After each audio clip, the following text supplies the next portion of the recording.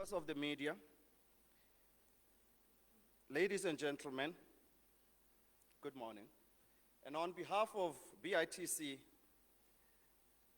as a board member, it is my single pleasure to welcome you to this year's Global Expo Botswana. Today is more than just a gathering. It is a milestone, the very first Entrepreneur and Creatives Day. As an African saying, if you want to go far, go together. This spirit of togetherness defines why we are here, to open doors for creatives and bring them to the table, shaping Botswana's economic transformation. We shine a bright light on a sector long known for talent and vibrancy, but now rightly recognized as a driver of economic growth, the creative sector. From music to fashion, from film to design, Botswana's creative industry has become a potential pillar of a national economy to contribute significantly to GDP and gaining international recognition. The ideas of our artists, designers, filmmakers, and performers are not just culture, they are currency. Director of ceremonies, this is more than just entertainment. It is an industry with power to diversify our economy, create sustainable jobs, especially for our youth, and position Botswana boldly in the global stage as a center of cultural and creative excellence. Music and performing arts.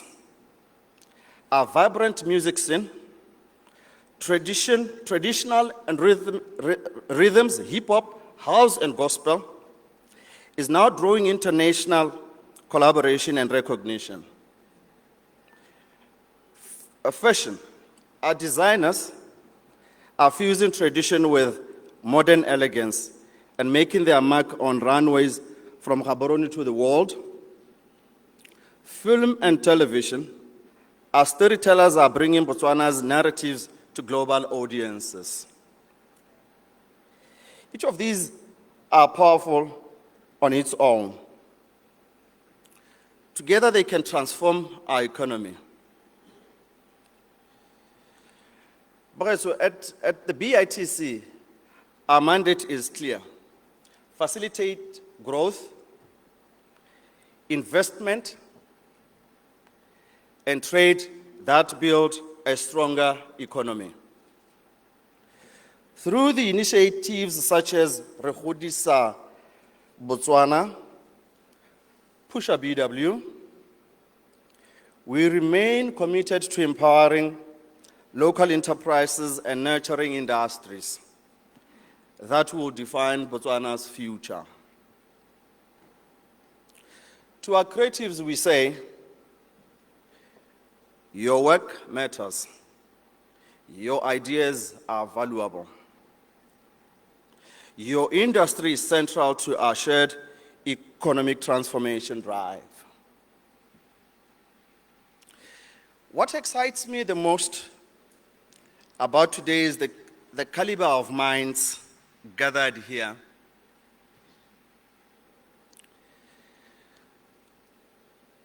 Local innovators sit side by side with global creative leaders. Paramount Pictures, Prime Media, Billboard Africa, Shane, DSTV, Opulent Entertainment Group, and many more. This is more than just a meeting. It is a market of ideas and an incubator of partnerships, a space where talent meets capital and vision meets scale. As Nelson Mandela reminded us, it always seems impossible until it is done. Today, the impossible begins to look inevitable. This morning's program sets the tone with thought-provoking discussions and keynote insights from Business Botswana, and our distinguished guests, Honorable Jacob Kelebeng, Minister of Sports and Arts. This afternoon, we roll up our sleeves for workshops on fashion, music, film, and business models that can make these sectors investor-ready and global scalable. I urge you to network, to share solutions, to build collaborations that last beyond today. Creatives of Botswana, dream boldly. Your canvas is the world.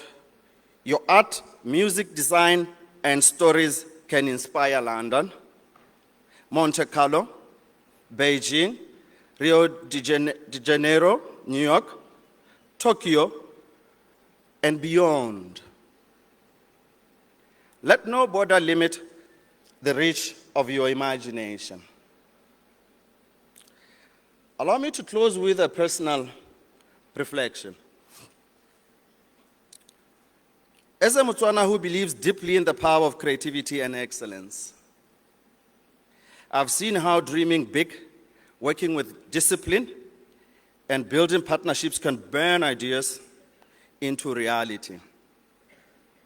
Whether in real estate, luxury management, or cultural entrepreneurship.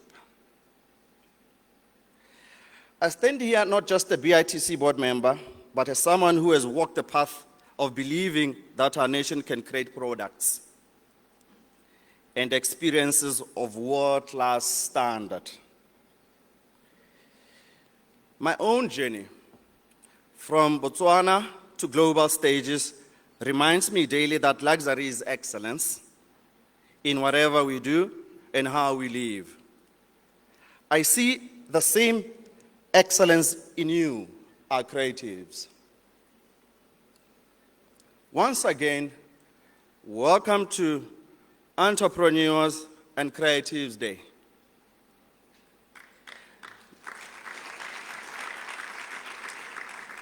May today ignite collaborations that turn talent into thriving businesses, ideas into exports, and passion into employment opportunities for our youth. Let us dream for the world, build for Botswana, and leave a legacy for Africa. Ke a leboga. Pula.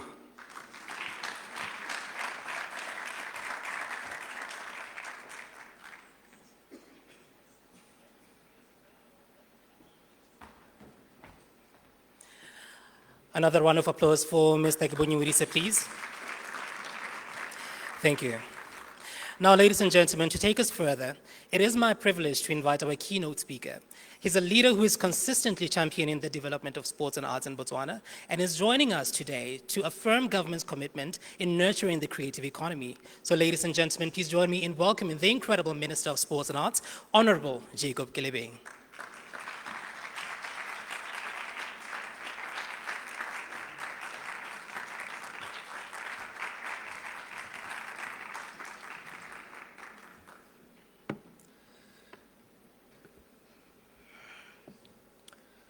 Director of Ceremony, Mpokile Tsara. In his absence, the Vice President and the Minister of Finance of Republic of Botswana, Mr. Ndaba Gaolathe, the Minister of Trade and Entrepreneurship, Honorable Tonderai, Honorable Ministers here present, Honorable Members of Parliament, Ambassadors and High Commissioners here present, Permanent Secretaries here present, chief executive officers here present, entrepreneurs from both local and international organizations such as Paramount Pictures, Billboard Africa, Pre-Media and Opulent Entertainment Group, senior government officials and heads of departments, sponsors and partners, members of the creative and cultural industry, members of the media, distinguished guests, ladies and gentlemen, ke a le dumedisa, ke re bagaetsho le tla ratwa ke Modimo le batho. It is an honor to join you at this year's Entrepreneurs and Creatives Day at Global Expo Botswana, the first of its kind. And I would like to believe not the last. This gathering reflects the seriousness with which we are now view the creative sector, not as a peripheral activity, but as a central part of our national economic agenda.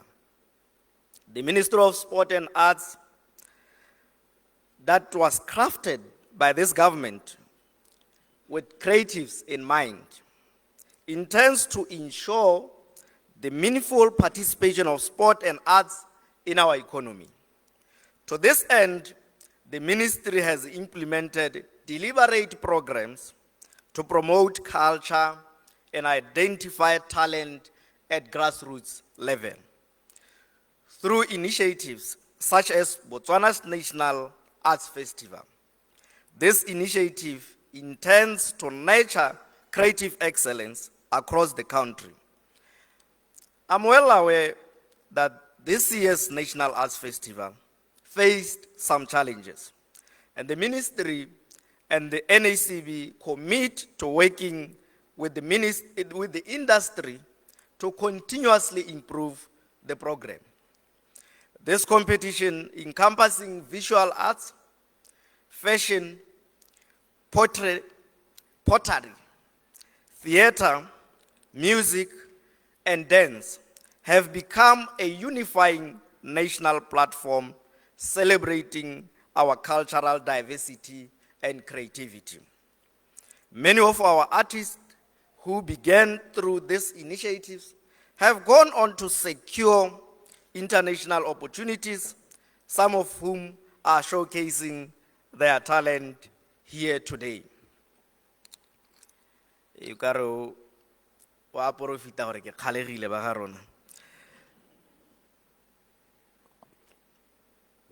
At this Creative and Entrepreneurship Day, we recognize the pivotal role that entrepreneurs and creatives play in driving innovation, shaping identity, and contributing to economic diversification. This day is designed to create dialogue, inspire collaboration, and strengthen the entire creative value chain. I wish to commend the Botswana Investment and Trade Center for creating this platform and for its continued work through Pusha BW to grow local industries and showcase Botswana's talent. This aligns with the government's broader reforms aimed at placing innovation, knowledge, and creativity at the heart of Botswana's reimagined economy. With strong collaboration between government, the private sector, and industry associations, we can transform the creative industry into a leading contributor to the national GDP. Globally, the creative economy is booming. The creative service export grew by 29% since 2017 to reach 1.4 trillion US dollars, while creative goods export rose by 19% to 713 billion US dollars. Creative services now represent 19% of the global service export, underscoring the sector's centrality to modern trade and innovation. Here in Botswana, culture and creative industries already contribute about 3.1% of the GDP and employ 6.2% of the workforce. These figures are a foundation, not a ceiling. With the right policies, infrastructure, and investment, this sector can deliver far greater returns in jobs, export, and national pride.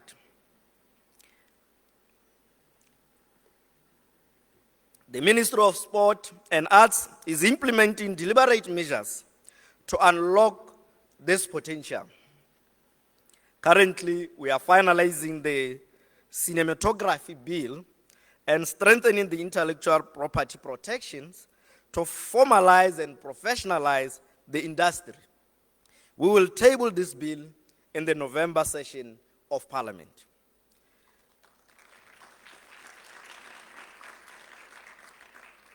We are also developing the entertainment bill to regulate and grow Botswana's entertainment sector.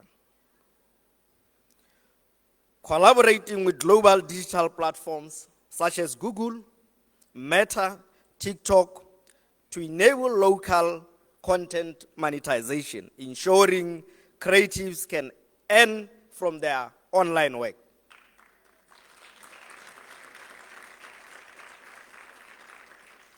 Supporting local innovation, including homegrown apps developed to help creatives monetize their content. Just recently, we met a new application by a local artist who goes by the name Juju Boy Nzima to launch a new content monetization application called Impress Us. We are investing in infrastructure, theaters, studios, and community art hubs, and engaging local councils to provide access to community halls for the artists and theater groups. These initiatives demonstrate government's unwavering commitment to making the creative economy a sustainable driver of growth and youth employment. On Monday, the 6th of October, the Minister of Sport and Arts, together with the Minister of State President, met with executives of creative associations to discuss challenges with the content acquisition by government and other issues affecting the sector.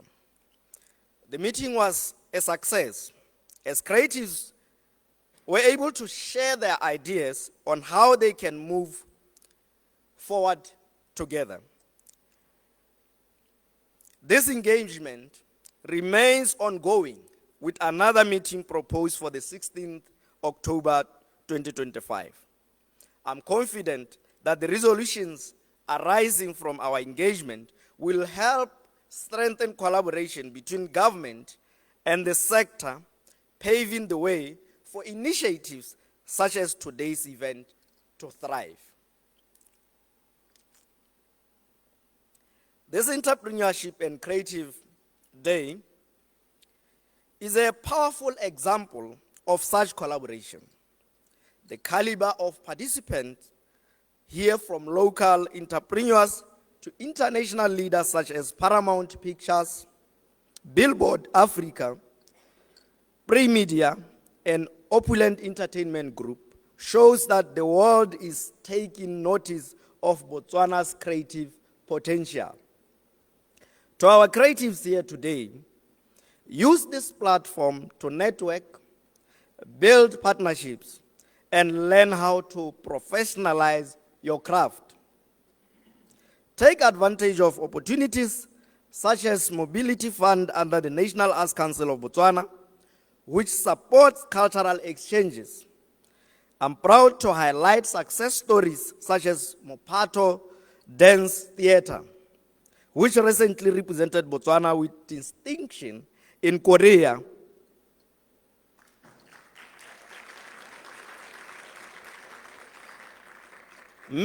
others have done the same, raising our national flag high.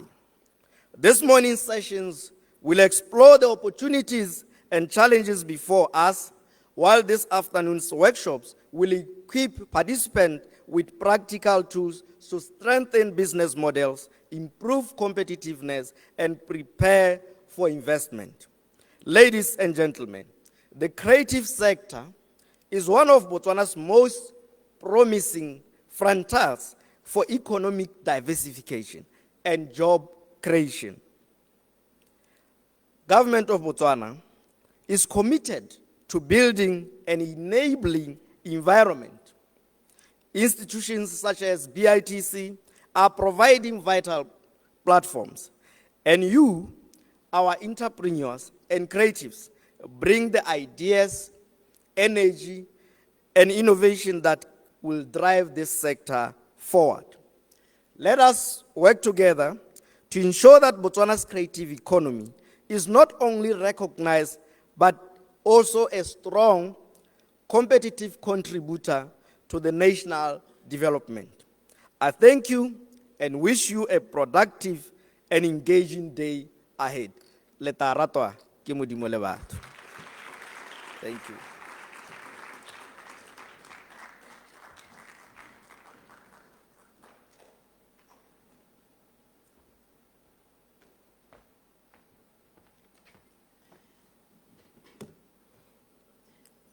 Thank you very much, Honorable Minister, for that outstanding keynote.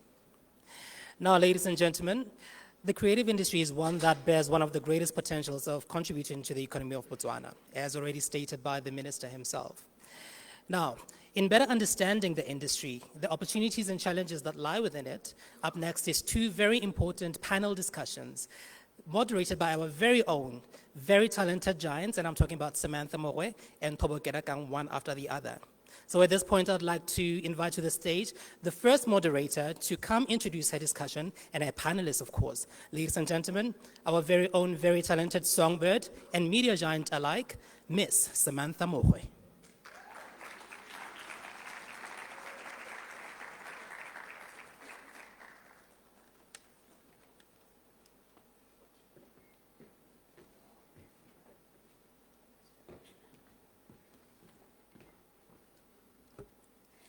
Good morning, ladies and gentlemen, distinguished guests, fellow creatives, entrepreneurs, and industry leaders. My name is Samantha Mogwe, and it's an absolute pleasure and an honor to be your moderator for this morning's first panel discussion, which is titled The Creative Economy Reimagined, Harnessing Creative Capital for Economic Transformation. Today we gather under one key theme. How do we move into transforming our creative energy into something that is structured, something that is investor ready, as well as something that is sustainable in terms of contributing meaningfully to Botswana's economy? That is what we're looking at. And as we continue, I'd just like to acknowledge Honorable Minister Kileving. You are doing a fantastic job, and I love the fact that your ministry is engaging creatives within this creative sector to find out how best to serve them with policies that speak to what is happening on the ground. I also want to thank Bagolwana ba BITC, Re Ulibile. It is long overdue that we actually have an entire day that is, focusing on the creative sector and what the creative sector brings to this country. It is way long overdue, so thank you for that. This morning's discussion is aimed at not just inspiring, but also to offer solutions. We are trying to find ways to do better as we move forward. Practical ways in terms of moving forward and allowing for a sector that is rich in creativity, but also finding its economic footing. Globally, the creative industries are among the fastest growing economic sectors, generating billions of dollars and also employing millions of people worldwide, from film to fashion, to music, to digital innovation, to cultural tourism, and so many, many more aspects of the creative sector. Creativity is not just an expression, but it's actually an enterprise. And yet here in Botswana, while our talent is undeniable, and I say this looking across the room, I see a couple of familiar faces from this industry that I'm so proud to be in. Very, very talented, we cannot deny that. And yet, our creative economy is still taking shape despite the talent that's there. We face a lot of structural challenges, we face issues around funding, we face issues around value chain development, we face issues around policy alignment. And today's discussion will unpack how we can shift from potential to actual performance, how we're able to move from passion to profit, and also ensure that the creative sector and creativity is recognized not only as an art, but as an engine for economic diversification. And to help open up this conversation, we have a man who truly understands the pulse of the private sector. His name is Mr. Nwako, who is the president of Botswana, Business Botswana, and he's also the managing director of Abaricom. He's been a leading voice when it comes to driving digital transformation, when it comes to, engaging with the private sector and the growth in that area, as well as business competitiveness in Botswana. Mr. Nwako will share his insights on how we can reimagine the creative industry, monetizing talent, creating investor readiness when it comes to this industry, scalable as well as global competitive creative enterprises. So ladies and gentlemen, please help me welcome to the podium this morning, Re Neo Nwako.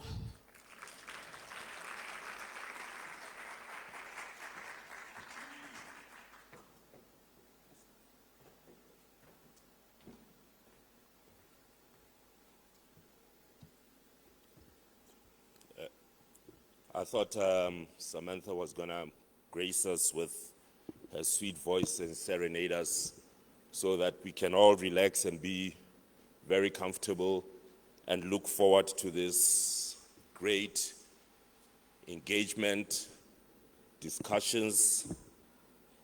But maybe, I hope at some point in time, Samantha, you'll do that for us. Let me take this opportunity, obviously, to recognize the presence of the minister here. But at the same time, I've been hearing recognition of people that I don't see here. So I will say all protocol observed, lest I recognize somebody who's not here and maybe somebody who I'm supposed to recognize. I don't do that. As has already been said, this is actually a very, very big day for the creative sector in Botswana. The theme of how do we harness creative capital for economic transformation. In simple terms, re dira jang madi for the God-given talent that we have. And I think there couldn't have been a better theme or a better time to be having this discussion, looking at the economic challenges that we currently have. And obviously, the government of the day's focal point on how do we diversify the economy from diamonds. How do we create jobs? And undoubtedly, the creative economy is one of those avenues. From a business perspective, what does the creative economy mean? And who is the creative economy? It's our heritage, as Botswana. We are unique by all intents and purposes of how we do things. It's our arts, it's our media, and functional creations, including advertising, fashion, film, music, performing arts, publishing, software, arts and crafts, and most importantly, research and development. As Business Botswana, we have recognized over time how innovation and intentional diversification strategies can actually impact in terms of business and economic growth. And we believe that the time is now for us to ensure that we realign the creative industry and ensure, and there's this word that was used, reimagine, start on a clean slate, reimagine how we want to see this creative industry. We have in the past had fragmented approaches, very informal approaches, but this is the time, as I see standing in front of you, that we have a full capacity hall here. This is the time for us to converge ideas, creative thinking, to create one clear roadmap, one clear pathway that is going to ensure that this economic capital of people we have sitting around here is indeed realized for economic transformation. And when we talk about economic transformation, we talk about individual empowerment. We talk about people being empowered financially. We talk about creating employment opportunities. We talk about bridging the inequality gap. We talk about creating a platform where those that have skills but aren't able to bring them to the fore, irrespective of where they are sitting in the corners of Botswana, are able to use such platforms to be able to make a living out of that. As I said, we have this innate mentality of seeing creative as informal. We have this innate thing inside us that when Mapato dance comes here or any traditional group comes here, the best we can do is stand up and make us feel good about it. And we feel that we've contributed. Honorable, the time is now for us to ensure that we create that framework that dignifies the capabilities of our people, a framework that ensures that our people are financially empowered. We have seen the likes of our very own talents deciding to go out of the country and use external platforms to be able to monetize. By so doing, our talent is being exported. I think if you had to ask the average South African who William Last is, they would tell you that he's South African because they see him on South African TV, advertising different products from a South African context. And we don't want to see that continuing, Honorable. Hence, if the time is really relevant for us now to rethink, reimagine, move or change our mindsets and formalize this industry, it is now. That means treating the creative industry as a business, and a business has structures, it has market access, it has positioning, but most importantly, it's about sustainability. So, for us as Business Botswana, this is a huge, huge opportunity for us to develop new revenue streams for the economy, to diversify the economy. I heard the minister saying the creative industry contributes about 3.1% to GDP. Our GDP sits, according to 2024 statistics, around 260, 270 billion. So 3% of 260, 270 billion sits around the 7 billion mark.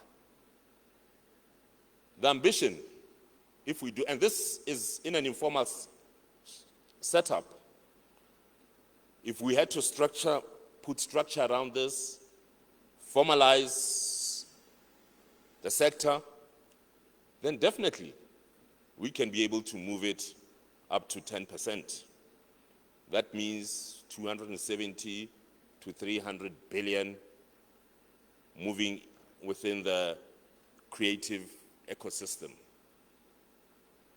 That is a game changer. That would change the lives of Botswana.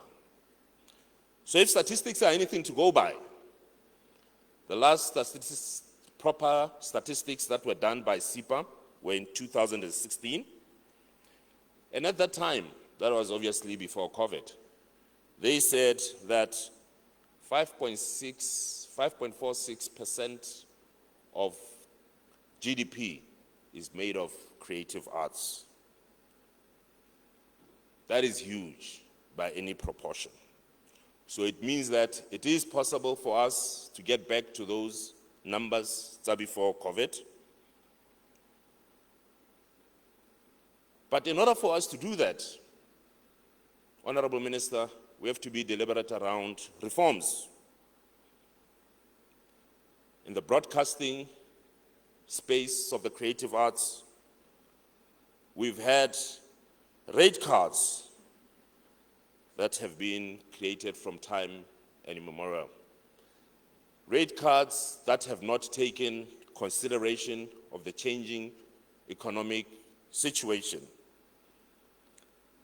Our neighbors in Namibia, just across the borders with similar demographics in terms of population, country size, the National Broadcasting Commission is able to generate more than 100 Namibian dollars annually.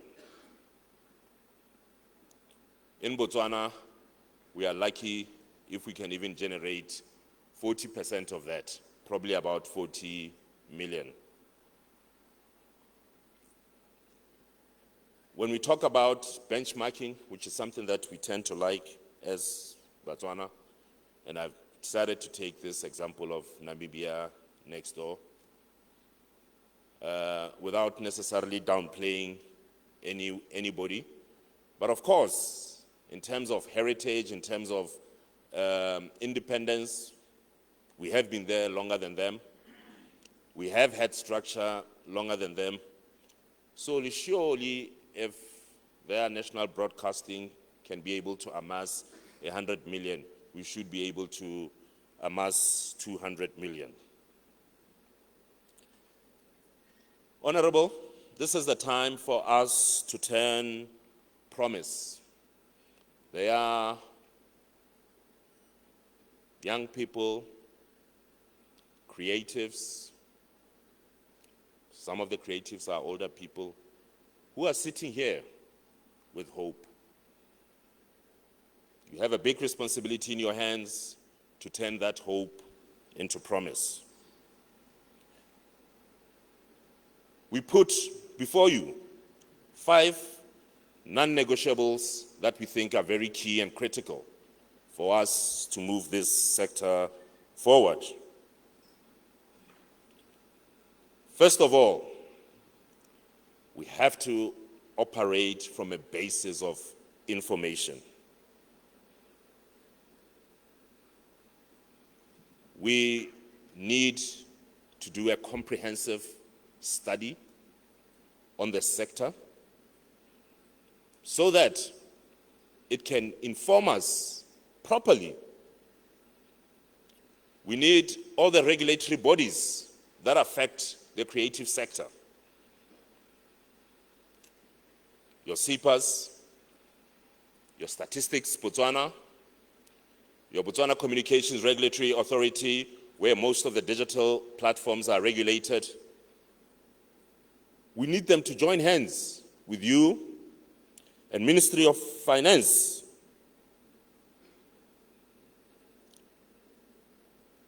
and bring also people such as tourism on board so that we are able to bring all pieces of disparate information that is sitting in different ecosystems, bring it together under one roof so that we are able to see the real impact of our creative industry. That's the first one. Then from there, we can be able to create a structure, pilot that, have clear deliverables of impact. Deliverables should be about impact, not about inputs. How does it change in terms of earnings per capita or per creative? What does it do to employment creation? What does it do in terms of reducing that inequality gap? We have to be very clear about that. We need to correct the market signals at the Department of Broadcasting and BTV. We need to create a platform which is fair. BTV, Department of Broadcasting, can't be in one sphere of protection while the private sector is being subjected to different conditions. So with that, Honorable, we expect that you bring the creatives and we help you set new rate cards that enable us to be more competitive, that enable us to bring better revenues and sustainability for the creative sector. And obviously, this means re-looking at how we ring-fence, monitor our own local content. And from then on, based on what others do, we will be able to together determine new pricing structures. So that is very, very key. There has been talk coming from Ministry of Finance and the Vice President on digital trade.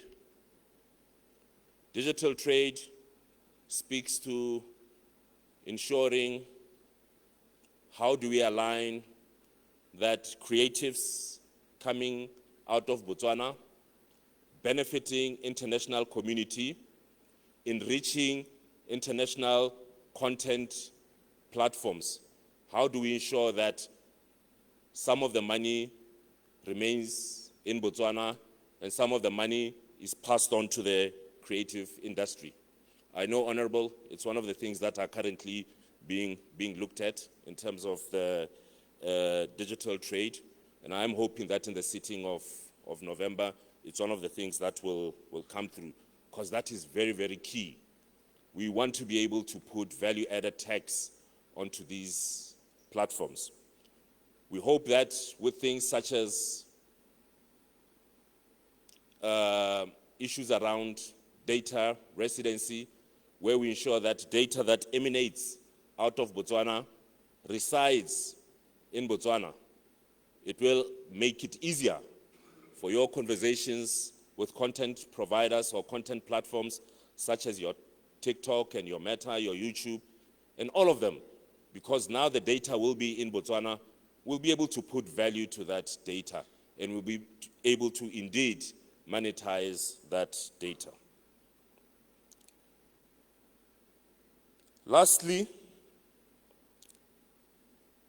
we would like to see, Honorable, us being deliberate around creating a creative ecosystem forum. Ecosystem means public or government being deliberate in terms of bringing everybody in one organized structure. As Business Botswana, through our subsector of creative industry, we want to be able to co-chair that forum with yourselves to ensure that the interests of the people sitting around here, their interests are met, protected, and impact and feedback is done on real-time basis. Because it's the very same people who are sitting here, who are part of that private sector, that we are trying to create or reimagine. We would like to provide industry expertise around public procurement, especially to PPRA. They need to understand that procurement of innovation, procurement of creative, it's not the same as procuring Coca-Cola or procuring a brick.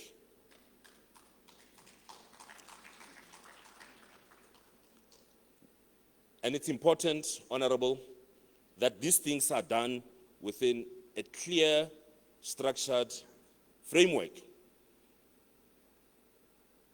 Your ministry plays a very, very, very, very key role around this audacious goal we are putting before ourselves, that by 2030, creatives will be contributing to 10% of GDP. But for us to do that, we need to start now. We are also available as private sector, as people sitting around here, to help in terms of formulating strategies around how do we indeed monetize and professionalize the industry. We've made a commitment. We said we want to move the industry from being informal to formal. So by moving it to formal, it means we are being deliberate about standards, about professionalization, and it means we are also being intentional in terms of playing a role in ensuring that that gets done. So as Business Botswana and the stakeholder ecosystem here, we are available to assist in giving counsel around monetization. Colleagues, the days of diamonds are no longer there. Our diamonds are our people. We are going to have to use our capabilities. We are going to have to use our capabilities, our strengths, our resolve, premised on who we were historically as a people, where we came out of the doldrums of nothing to what we've created now. And we are going to have to be deliberate and intentional, all of us, and hold hands and indeed be agents of change. As I conclude, I hope that these engagements will culminate into a call of action that would allow us next year to sit and reflect and say, on the 10th of October 2025, this is what we agreed, and this is how we have moved the dial. If we don't move the dial, it means we have wasted one another's time. And we don't want to be sitting here, Honorable Minister, next year and be telling stories. We stand here creating hope. There are interesting panel discussions that are going to take place by various experts, by various creatives, who are going to give the Botswana hope, who are going to give that 37% of our population, which is youth, which is unemployed, hope. So that hope or that promise, we are going to turn into action. As I said, we are not going to be spectators. We are all going to partake in this, and we are going to make Botswana great again. Pula, thank you.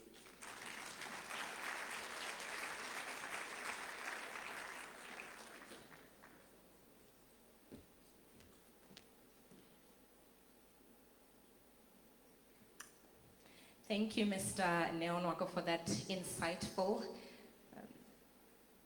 and engaging speech. You speak on strategy and just the importance of being intentional in order to make the creative industry, as you said it, great in one way, form, or another. It is about that time, ladies and gentlemen, where I would like to introduce a great caliber of people who are on this first panel. We have tried to give you a great blend, mix of policy, leaders, business minds, and creative trailblazers. And as I introduce the panelists, I'd like them to come on stage, and please do clap for them, just hobrika ice or sky. And let's start with the lady. Her name is Miss Mphosi Bina, Botswana's very own neo-soul and Afro-indie artist, Recording Academy voting member. And let me explain what that means. If you don't know what a voting member of the Recording Academy does, this young woman votes for the Grammys, by the way. Big deal, big deal. Next up on this panel, I have the honor of introducing Tebogo Matebesi, who hardly tells people that he's actually a creative, by the way, even though this morning he wears his Deputy Permanent Secretary hat at the Ministry of Sports and Arts. Please welcome him on stage. Welcome. And next up, I would like to introduce somebody who plays such a pivotal role in the creative industry. His name is Mr. Tonderai Tsara, who is the director and co-founder of the Dialogue Group, 20 years old Pan-African communications firm. He's also the chairperson of Business Botswana's Creative Arts and Media Sector. Next up on the panel, we have the pleasure of introducing Resabelo Mudibe, who is a multi-sector cultural entrepreneur and one of the most experienced figures in Botswana's entertainment industry.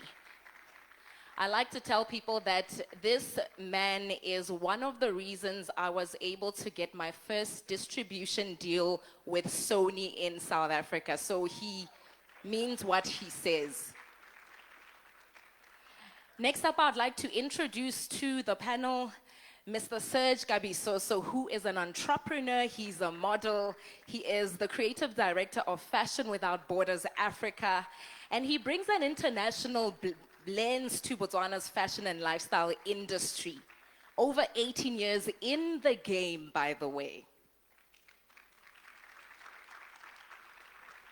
Next up, I'd like to introduce Last but definitely not least, Mr. Vincent Rapo, who is representing copyright SIPA, and he is a copyright specialist, and he oversees copyright frameworks. He advises on IP policy and also administers the Levy on Technical Device Fund. I see a few people in this audience who are recipients of that fund. La moitse reo because go kile ga hitwa ka office ya gagwe ha re ntse re tsweletse ka fund eo. Please give them a round of applause, ladies and gentlemen.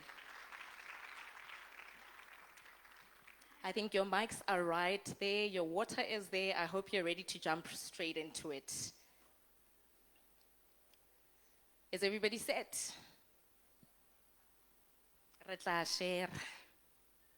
Okay, let's just lay the foundation. When you think of Botswana's creative sector and creative industry, especially in 2025, and I think this is open for everybody who's sitting in this room, what do you see? What do you think of? What comes to mind? And I'm also opening this up to the panelists who are on stage with me right now.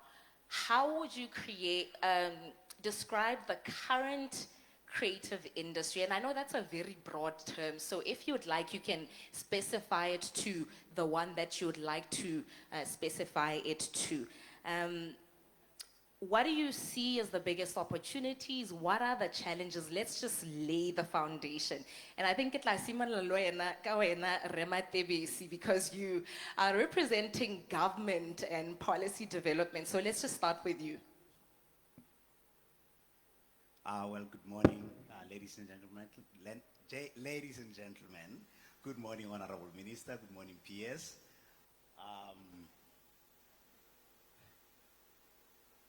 See, when we all look around, every setup that is in here, from chair to clothing, to the glasses, to the colorful carpets, to the screens, to the lights, to the ceiling that is not just an ordinary ceiling, that you see that certain things have been done, to it. This is what we're dealing with. This is our creative industry. The music that we've been listening to, playing, what we're seeing displaying there on the screen, the graphics, and so forth. So we have this genius that is locked inside their home. And this genius is trying to figure out, how do I get out to be seen? And that is what we realize our job is, particularly at the ministry. How do we help all these geniuses who are creating these amazing things to get out there, be seen, and make a living out of what they create? It would have been great, beautiful, if all these chairs were made in Botswana. Because I know there are people who can make chairs in Botswana. Yeah. It would have been great if all these speakers, the sound, some of it came from Botswana. Though, of course, there's some elements of engineering to it and stuff like that, but there's some creativity to how the design, of the speaker looks and so forth. So we have all these geniuses, from visual arts to performing arts, that we know we have. I speak from experience because I started as a teenager as well in 1992, in theater, before I went into music, went into film as well. So, and there were amazing people even right before us then, who could do amazing work. Some of these people, of course, we just, lay to rest one of the most amazing people of our time, ATI. Yeah. Let's, yes. And I'm sitting among them here, these two awesome ladies here as well. So, and you, and Sarah and everybody, and I see most of them here. So basically, we need to let them out, but then we need to create an enabling environment that will allow them to move with speed and make money. So this is the creative sector. We have what it takes to be known, to be seen, and for people to buy from us, to buy our story. You know, our country is a similar size as Namibia, you know, the speaker said earlier. We have another country as well in Europe called, you know, Estonia. I think it's in Europe, right? Yeah, okay. We have Estonia. That is in population size. They are similar to us. And yet, one key example that I like highlighting in a lot of engagements, they get 1 million theater visits. 1 million theater visits annually. And that is, I'm not talking about film, I'm not talking about music, I'm talking about just theater, performance theater. That's how many. So basically it means people who work in theater, they are constantly engaged. They are constantly working, building sets, building whatever, building costumes, building everything that we see. And that is the capability that we have. And then the question in our offices at the ministry is always, how do we enable these people? So that's the landscape of our creative industry. And thank you. Thank you so much, Matebesi. And I think I'm going to bring a similar question to you, Mposibina. In terms of the lay of the land, what are you seeing? What are the opportunities? What are the challenges in your specific section of the creative industry, which is within the music and performing arts sector? What is the environment like for Botswana for somebody who's practicing as yourself? Thanks for the question, Samantha. Good morning to everybody in the room. All protocol is observed. The landscape from my perspective is that it's undeniable that Botswana does have talent, right? We have incredible artists from all across the board, from music to fashion. And, you know, I'd like to highlight some of our success stories, including Mabeo Furnitures, who did a collaboration with Fendi over the years, Meleko Mokhosi, who's a visual artist who just sold a piece for $8.4 million in the States. So we do have talent, and I'd like to say that the landscape right now, we're torn. There are some people who are doing incredibly well, but I'm not going to, you know, nullify the disgruntlements of a lot of people, which could be access to markets, access to financing. There's a lack of infrastructure when it comes to music, in terms of labeling, publishing. We don't have those kind of things in place, which makes us work twice or three times as hard. And, you know, we see a lot of our musicians doing well, as well as some of the artists that I've mentioned. So it's half and half. You know, some people are doing great, but there are some challenges that we are facing. Definitely. I would like to also pose a similar question to you, Tonderai. I'll call you with your first name because that's how I usually call you. Looking at the creative industry, Botswana, what do you see? What does the lay of the land look like? Where are the challenges? Where are the opportunities, just as a foundation? Okay, so my job is made easier by my president at Business Botswana, who's set a very great tone. There's undermeasurement, which is something we need to deal with. I've written a letter to the Statistician General about that. And then there's underfunding. We know the state of our economy. We were at BTV yesterday. Monday, we actually met with Minister of State President and Minister of Sports and Arts. And then we had a follow-up meeting yesterday at BTV. And they revealed that they only have 2 million pula to acquire content this financial year. And I think more than 500 filmmakers are relying on BTV's commissioning, and there's only 2 million pula available, which is nothing. But then I told a story. 2011, the Zebras were playing in Equatorial Guinea. And similarly, in 2011, there was no money to pay for the broadcast. Naturally, we were quite upset. We had commercial interests in that. We got a mandate on Monday morning. The Zebras were playing on Wednesday.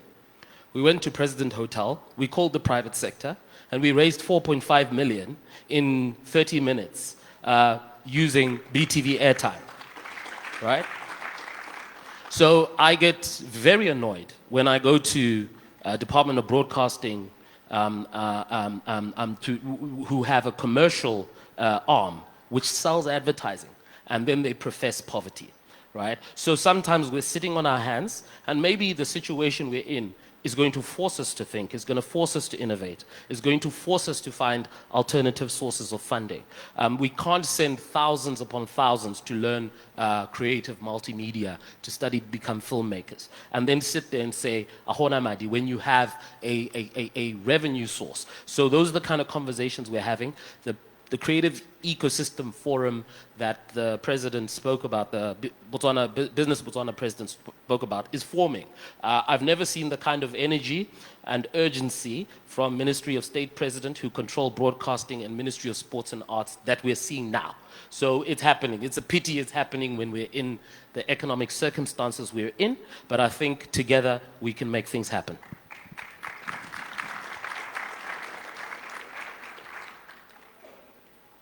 And you're right, Tonderai. Sometimes a level of pressure will allow us to find innovative ways to get ourselves out of the mess that we are in. I want to bring in Re Vincent Rapo. You are representing SIPA, and you deal with intellectual property and issues around copyright. Now, the beautiful thing is you are literally at the intersection of law, of creativity, as well as economic opportunity, and would like to unlock that level of economic opportunity. How can creatives as ourselves best protect our work in order to make sure that we are getting a return on investment? Because a lot of the times I think we get bombarded with the level of paperwork and everything else that comes with it. What does that look like for your office, Re Vincent? Yes, thank you, Samantha. I think when we talk about creatives, we are looking at individuals, a poet, a singer, a dancer. So what about people who are into management, like Re Saibelo Mudivi? I mean, we need such people. Those people are actually very, very critical in the growth of our industry.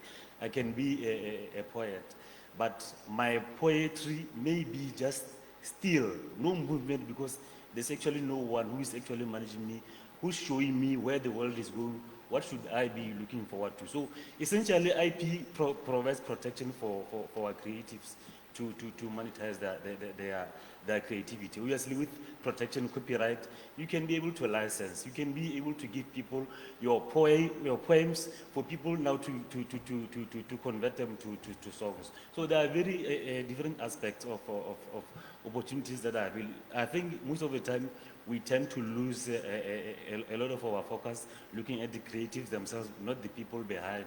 And also probably we are talking more about law. What about policies? I mean, I think we don't have a policy that speaks to the creative industry. Not at all. Why should that be? And we are talking about 2016, 5.46%. And where are we now as a country?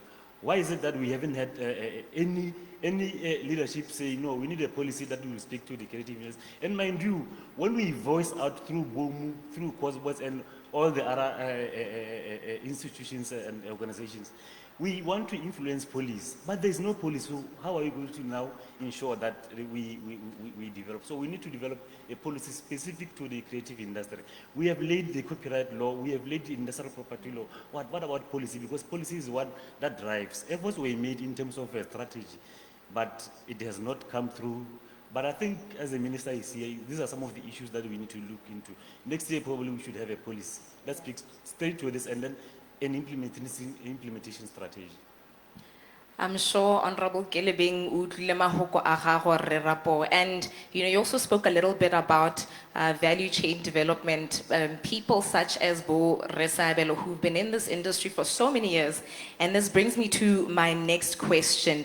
This one is for you, Saibelo. You've built multiple creative enterprises across music, across events, across publishing, and you've got over 25 years of experience in this game. Now, from what you have seen along the way and where we are now, what have we done right and what have we missed? Dumelang.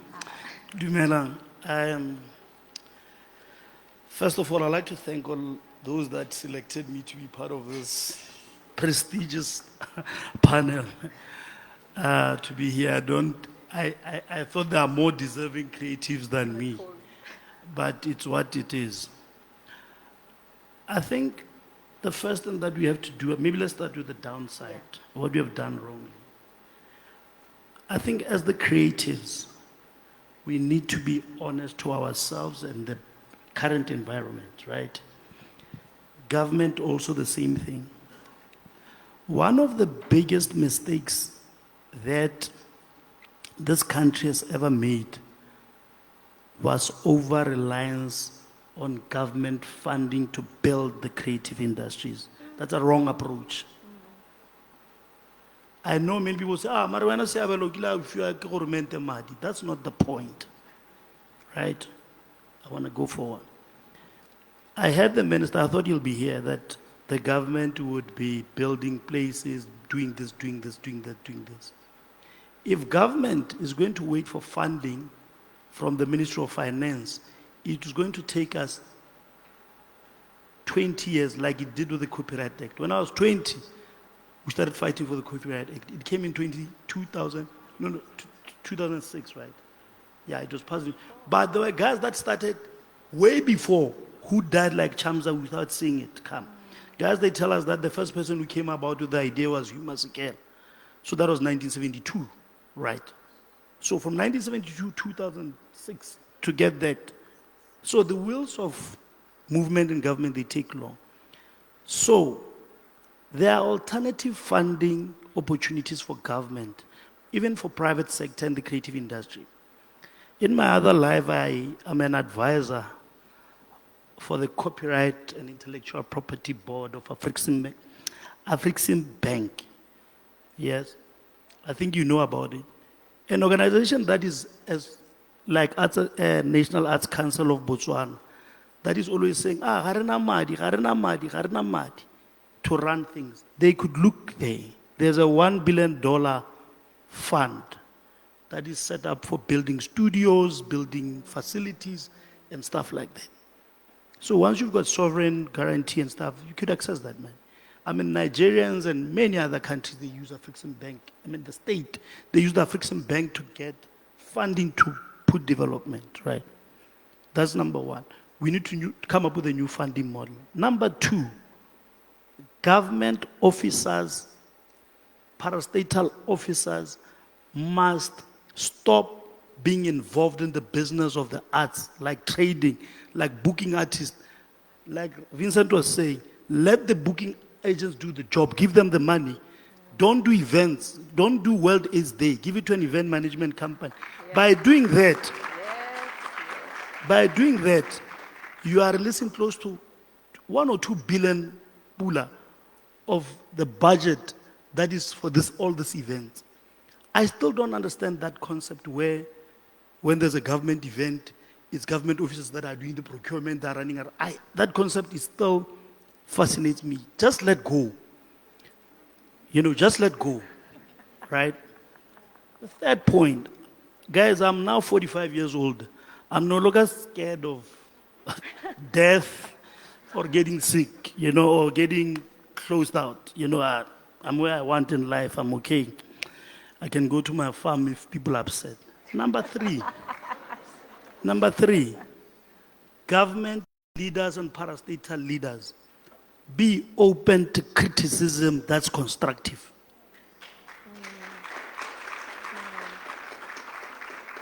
Now when somebody criticizes me, I don't get upset. Or when you try to attack me in a meeting and stuff, I try to look at where does your anger emanate from? Where does your criticism emanate from? And I try to take that and use it. I hope the permanent secretary of the minister will be there to say it. But what have we done right? Right?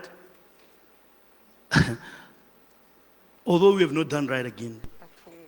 5 years ago, government said, SEDA will start financing the creative industry, enterprise and business. They even put it in the SEDA website, whatever. But not a single person, I think, has been funded. So government has got good policies, has done well to develop good policies, but has done badly in implementing them. The National Arts Council, that's one good initiative. Establishing a National Arts Council is one good. The other question is it functioning well? Is it agile enough? Is it responding to the current thing? So we have done well. You know, there's been here and there, like me, they'll give me work, they'll give us film producers work here and there. So in terms of doing well, it has been disjointed. You understand what I'm saying? If, let's say, some people engage Mposibina at the opening of Parliament, next day they'll say, Harabatle Mposibina go netan, I can go Parliament, nguje lo codes. So the attitude, the mindset, and the attitude has always been. I think that we have operated. I don't want to be seen to be critical. If I look at myself, if I look at what I've achieved, both outside and here, if I look at what I have done outside, I think that we have operated at not low level, but mid-air, like here. I mean, I look at countries like Lesotho. I was in Lesotho 3 days ago. In Lesotho, it's a small country that nothing is moving there. But, you know, the energy of the artists, the people, people want to get out of Lesotho, go into South Africa, make it in life. I think we need to create a culture where a young person is sitting, is like, yo, you know what, Sarah? When I make it, I'm going to the US. You know, I want to give an example with an artist I work with, Kespanyo first. One day we were in a Kumbi with Hip Hop and Soul. We were traveling from a gig. We passed through the dome. True life story. And then he says, guys, do you know I'm going to be bigger than Lil Wayne? And one day I'm going to fill up this place. Right? Everyone in the Kumbi was like, are you crazy? Nobody has filled this place since Chris Brown. It was everybody was crazy. And he said, guys, I know you are older than me. I still remember that. I told him, one day I'm going to fill up this place.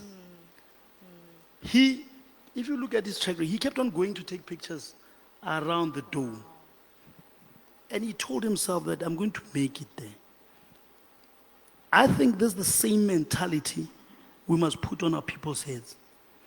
That when you are determined and when you're going for something, anything that stands before you, you must run it down. Anyone who stands before, that is the man. It's not arrogance, it's determination. We need to build determination amongst our people. Mr. Nwako was saying that our biggest resource now is people. We need to weaponize our people towards success. Yeah. Once we do that, we'll go far. I think that's my take. Thank you so much for your honesty, Sabelo. You're allowed to be honest on this panel. And I want to bring in Serge. You've built quite an incredible platform through Fashion Without Borders, Africa. And you know, fashion is one of the fastest growing creative sectors on the continent, by the way, with billions, and it expands rapidly online. Now, let's look at Botswana's fashion and beauty industries. Where are we? What will it take for us to be able to compete globally? Do we have the right infrastructure? Do we have the right capacity? Or is it an issue of, the way Sabelo put it, belief and mindset? Thank you so much. Thank you to everyone. Yeah, Samantha, thank you so much for that question. Being in Botswana for past decades, when we came to the country, I'm not talking about me alone, I'm just talking about the state of the fashion industry in this country was actually down. There was really like nothing really to see much, because by the time we came, there used to be one fashion week, if I remember, then if you still remember, called the Desert, Color in the Desert, somewhere back then. already over by that time. And we came to revive the industry. And I can tell you today, a decade later, Botswana is doing good on that sector. But it's not enough. What is not enough? Because fashion designers still considering like fashion as art, not as a business. So they have to change their minds to put it to business, to understand that, you know, it's not only like a hand-to-mouth kind of a, you know, job that you're doing, but it's something that has to bring you the revenue back. The second thing is also in terms of the beauty. Actually, a decade later, today you can see there's like, you know, you find, you know, young women, you know, they're into beauty industry, you know, even their makeup brands, you know, like Nora, see, there's a lady called Neo now, she's launched a lipstick product, which is good, but we need to look in the term of the future. What do you want to be tomorrow after building that brand? People need to understand the marketing strategy. Also, you need to understand as well the production side, the quality, if we need to send it to commercialize it internationally, taking it as a business mandate. So in that terms, Botswana is growing, but they still have a problem also of support, financial support when it comes funding, you know, what we're talking about. Because let me give you an example. To build a brand, you need to be consistent in the brand, regardless of the challenges. Because once you are consistent in a brand that you have, it gives you a chance for people to know who you are and to know your brand. And also participations, international events, right? Exhibitions, fashion shows, this kind of eventing. But you see Botswana, they are most absent to this big platform. Like, I'm giving an example, like Fashion Weeks. You're in New York, or Paris Fashion Weeks, SA Fashion Weeks example. They used to be that you go there today, and tomorrow there's no one to see you. So we need consistency. We need government or private sectors to really put the efforts to help the industry to grow. That is really, and to grow the industry is not about the money. I know we always send proposals to say we need 100,000 rand, 50,000 rand. But as a company, you can come to say, okay, we don't have 1245 search or Samantha, but we have this, can help you. We have this, what's called again, supplier who can help you to do 1, 2, 3, 4, 5, to help you with your day-going businesses. Yeah. But we lack of that in Botswana. And also, we lack of collaboration. It's a problem. If we don't collaborate, there is no growth in the industry. For the industry to grow, people need to collaborate. Collaboration can come with Samantha. Look at how beautiful she is today. It's because she collaborated with the designer as well, right? So the industry of creative is a whole industry together. That collaboration is needed. The ecosystem, the sustainability of the fashion industry is needed. So for Botswana to go really far, I think we need to get those points I spoke about and to go beyond that, just beyond the fashion, also not beyond the beauty, but to understand the business of it, to understand how you can represent Botswana in the global stage. Identify your brand, who you are. That's very important. I'm giving an example like, I've never been in Nigeria, but I listen to my Nigerian music, my Afro music. I listen to, or I watch Nigerian music. You've never been in South Africa, but you know what Amapiano is. What does Botswana have except the diamond? I know, before. But I'm talking about the creativity. Because creative is the mirror of the country. So we need to identify that brand to say, this brand is a Botswana brand, is a global brand where companies or governments can try to assist that brand to grow internationally on the international stage. That's what we need. Thank you. Definitely. Matebesi, I want to rope you in, speaking on behalf of government. You know, I think the whole point is trying to move the creative from passion to being able to make a sustainable income. What mechanisms does your ministry, what type of programs are there that are making that possible for us to shift to where sustainable income is? Oh, well, thank you once again, Samantha. Okay, we have what I would classify as smaller programs, you know, like the sort of grants that you get through NACB, you know, and maybe the National Arts Festival and so forth, and, you know. But the bigger stuff is the legislation and the policies that we're working on. Yes. Say, let's take case in point, the cinematograph bill that the minister said was going to be going to Parliament this coming November. Basically, with this, we are enabling the film sector and its entire ecosystem to function optimally. And you know that when the film industry functions properly, it encompasses a whole lot of other industries in it. Okay? So you know there's going to be, from just the technical aspects of film to crafts to fashion to music, and, you know, a whole lot. Basically, all other industries that you can think of, you know, they go back, they go into that. So it's legislation and policies that we're working on. He mentioned, Honorable Minister as well, mentioned the fact that we have started work on the entertainment bill. Yes, because, you know, as we interact with promoters more especially, they tell us just kind of how they face constant roadblocks from the bylaws when they want to do gigs. And so this is why we bring in this in as well. One colleague as well spoke earlier about, a creative industry policy. This is something that is also on the table that we are working on because we need that. We need that. We need to know how we're moving forward with our creative industry. What is it that we need to put in place to make sure that things happen? So this is what, at a bigger level, what our job is. But then, it's then again connecting all of you with all other government ministries. Because everybody has their own function. Say, let's pick Ministry of Trade, okay? We want that facilitation for you to be able to export what you create. Say the Ministry of Finance.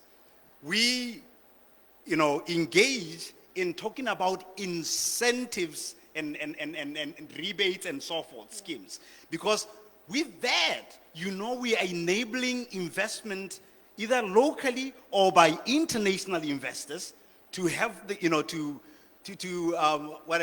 to have the comfort to come into our space to invest, because they know on the other side they're going to be benefiting out of what has been said. So that is at a larger scale what we're working on. And of course, lastly, on infrastructure as well. We may not directly build it directly as government, but then we need to find investors, help find investors to help us create such infrastructure, such as art galleries, such as the National Theatre, such as film studios, and so forth. So I like what Sabelo was saying earlier, saying, hey, speak to, Afric Zimbang. I was like, wow, okay, cool. He's just, thrown something in my basket, to go explore. And we would love to know as well, who else can we speak to? As you know, we don't have much money right now. But but we know there's money all over the world. And who has a better strength, or access than government to go knocking on these doors on behalf of all the creatives to make sure that these things actually happen. And then we watch you do your magic after enabling, setting up that environment. Basically, that is what we want. I think I'd like Ray Vincent to continue on that same trajectory in terms of available programming, opportunities that are available, GoSipa, that have been created in order to allow creatives to tap into. What interventions does SIPA have? Yes, I think the biggest one that we have probably in the country is the Levy on Technical Devices Fund. It's a special fund for government to develop the creative industry. So basically the government said, let's develop the creative industry. So we provide funding to various creatives across the creative industry for them to come up with projects. which ultimately should be sustainable. In 2023, we issued an open call to say we need projects that would be sustainable, bring your sustainability model, and then we also continuously provide mentorship to them. One of the issues that we have always faced, as Mogwe said, I mean, I think casually, historically, we have always taken the industry casually. You operate from your dressing table, you operate from your booth, and that's it. We need to be professional. So we want them to make sure that at the end of the project, they are able to say, I've been able to be funded, seed funding, now I'm continuing with the work that I've been for. The government has provided you have a platform to contribute to developing the creative industry, create employment. So most of the funding is basically to provide infrastructure for those who need to acquire equipment for their productions, for their work. We provide fully infrastructure that will enable you to continue to do the work. So imagine if you provide such infrastructure and then at the end of the day, like Remudbi was saying, there are no opportunities because the government also has the same infrastructure. They are not outsourcing anything. And then the other issue is that how well are we now utilizing the digital environment? Because everything now, especially after COVID, it's all about the digital environment. I mean, if you can see the number of people or creatives who were sharing or who were communicating their works on Facebook or on the various media platforms, they've actually more than tripled now, well, if you can compare before COVID. So this means that a lot of people are creating works, a lot of people are looking at opportunities that they can communicate their works. And also for us, we have been trying to look at the Copyright and Labor Rights Act. In terms of the digital environment, what mechanisms can we put in place to make sure that their rights are protected, their works are protected, so that there is no piracy, there is no unauthorized use. So we are working on also reviewing the Copyright and Labor Rights Act. Just so you know that when we look into the copyright law and then the digital environment, we are covered as a country. So that is what we are looking at. And also we have the African Regional Intellectual Property Organization, ARIPO, for African countries, and the World Intellectual Property Organization for the whole world. So they come up with programs that actually help us as countries in Africa to develop our creative industry. I mean, it was mentioned our issue of communication earlier on by Nwako in terms of information. We did a study, and then the study we were supported by the World Intellectual Property Organization in terms of the methodology. And currently, we signed an MOU with Statistics Botswana to say, let's have studies, constantly let's have studies within the creative industry. As you are doing your household surveys as Statistics Botswana, let's also link into other critical issues within the industry, because the creative industry actually speaks to households. So we are making a plan for implementation of that MOU so that we constantly have information available. Also, we are looking at an MOU with NACB as well, so that there is coordination. Government needs to come with the private sector. They should come together to make sure that the industry goes. The creative themselves, they also need to come on board as well, because they also shape where the country is going. Definitely. I think let me bring you in, Tonderai. You are big when it comes to speaking on creating, a great value chain development within the creative sector. How do creatives in Botswana tap into that? In terms of finding opportunities along that value chain? What can we do different? What can we do better? Very good question. So you're a musician. Mpo is a musician. How many videos have you made, music videos of your work? I don't know, maybe 8, not sure. Does that include live? So between the two of you, about 20? Yeah. 20, right. Yesterday I was at BTV. The set-top box in Botswana, I don't know if you use set-top boxes, has 8 channels. The music videos have been made. They are there, right?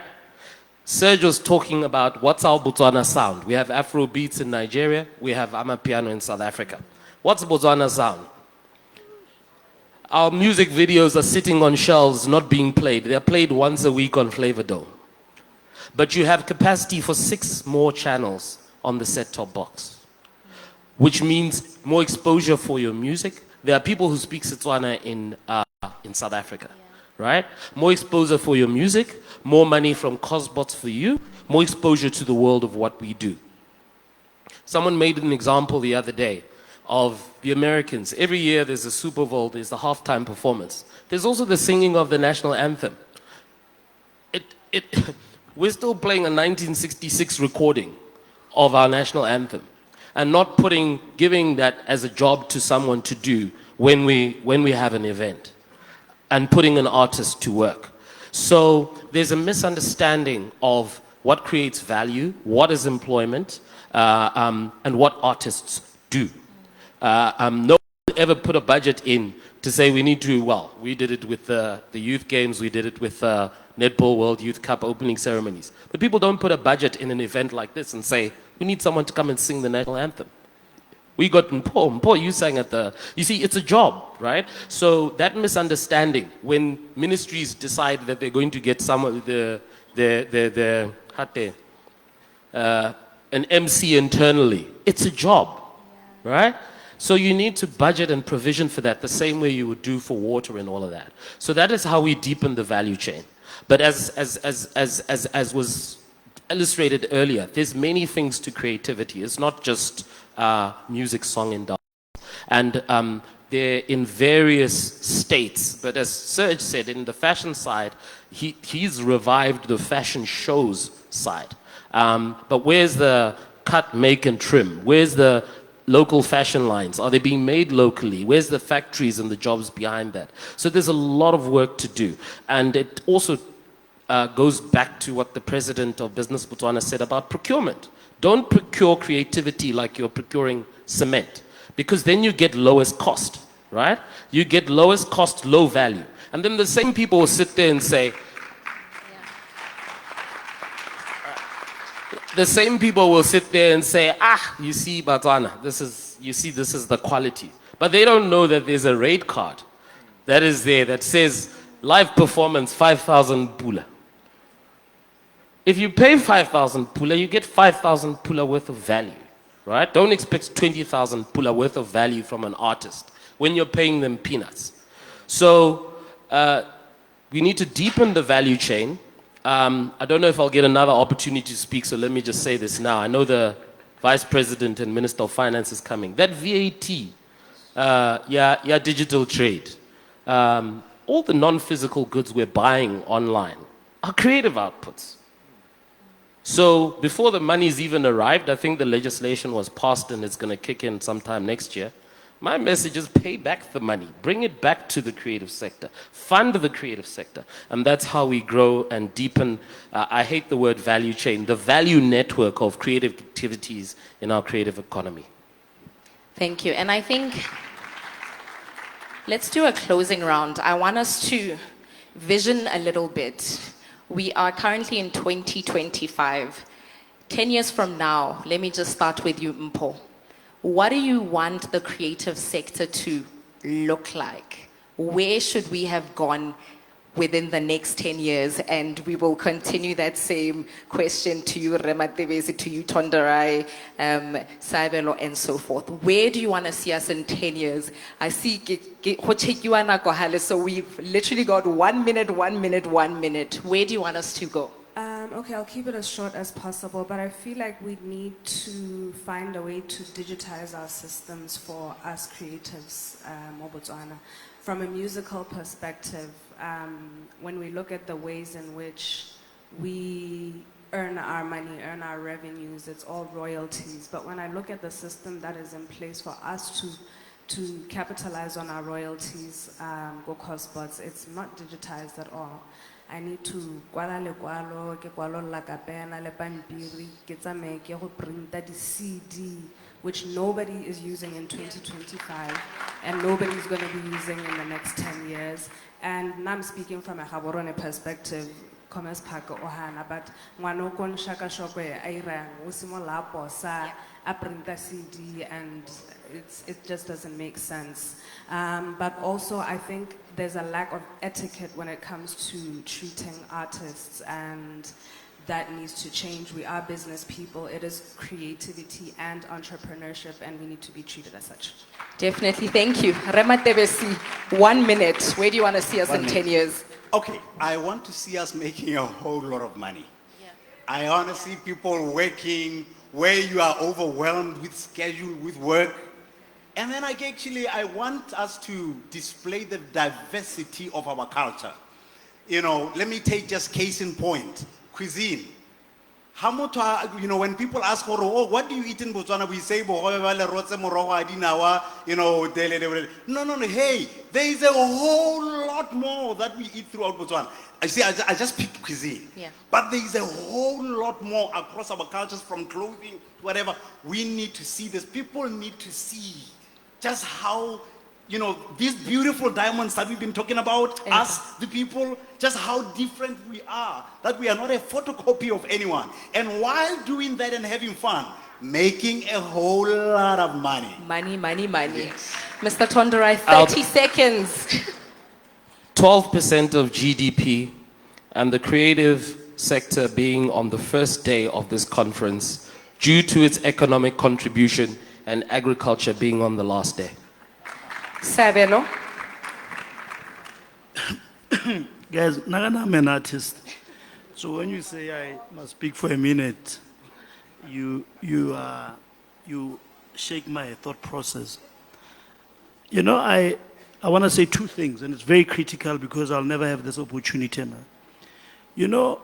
I become very worried when government says we are going to create more laws, we are going to create more policies, when actually we are failing to implement the current policies and laws we have. The one thing that I want to hear government say is that we are going to create laws, we are going to create policies, and we are going to provide budget to implement these laws and policies. Right? I think that's what must happen, Mr. Matebesi. But in closing, sometime in November, the Vice President said something in Parliament. He said, if you ban something from coming inside the country, and something that you are banning has got a similar product being produced here, that has got no export capability, is bad economics. Something like that. I always say this to our guys. I hear people always talk about BTV doing this, BTV, this, BTV, this, BTV. My friend Carol, interviewed me the first time. She was a businesswoman before me because she was running Flave. She interviewed me for DVDs and stuff in film. I was an artist manager. But I sit here, we've got a gentleman from Pierre, my good friend, Monde, I don't know where he's sitting, Twala. Don't you guys think that the time has come for us to focus on commissioning works for international platforms? Don't you think that the time has, BTV, how many people watch BTV? The business of film and television now is distribution, right?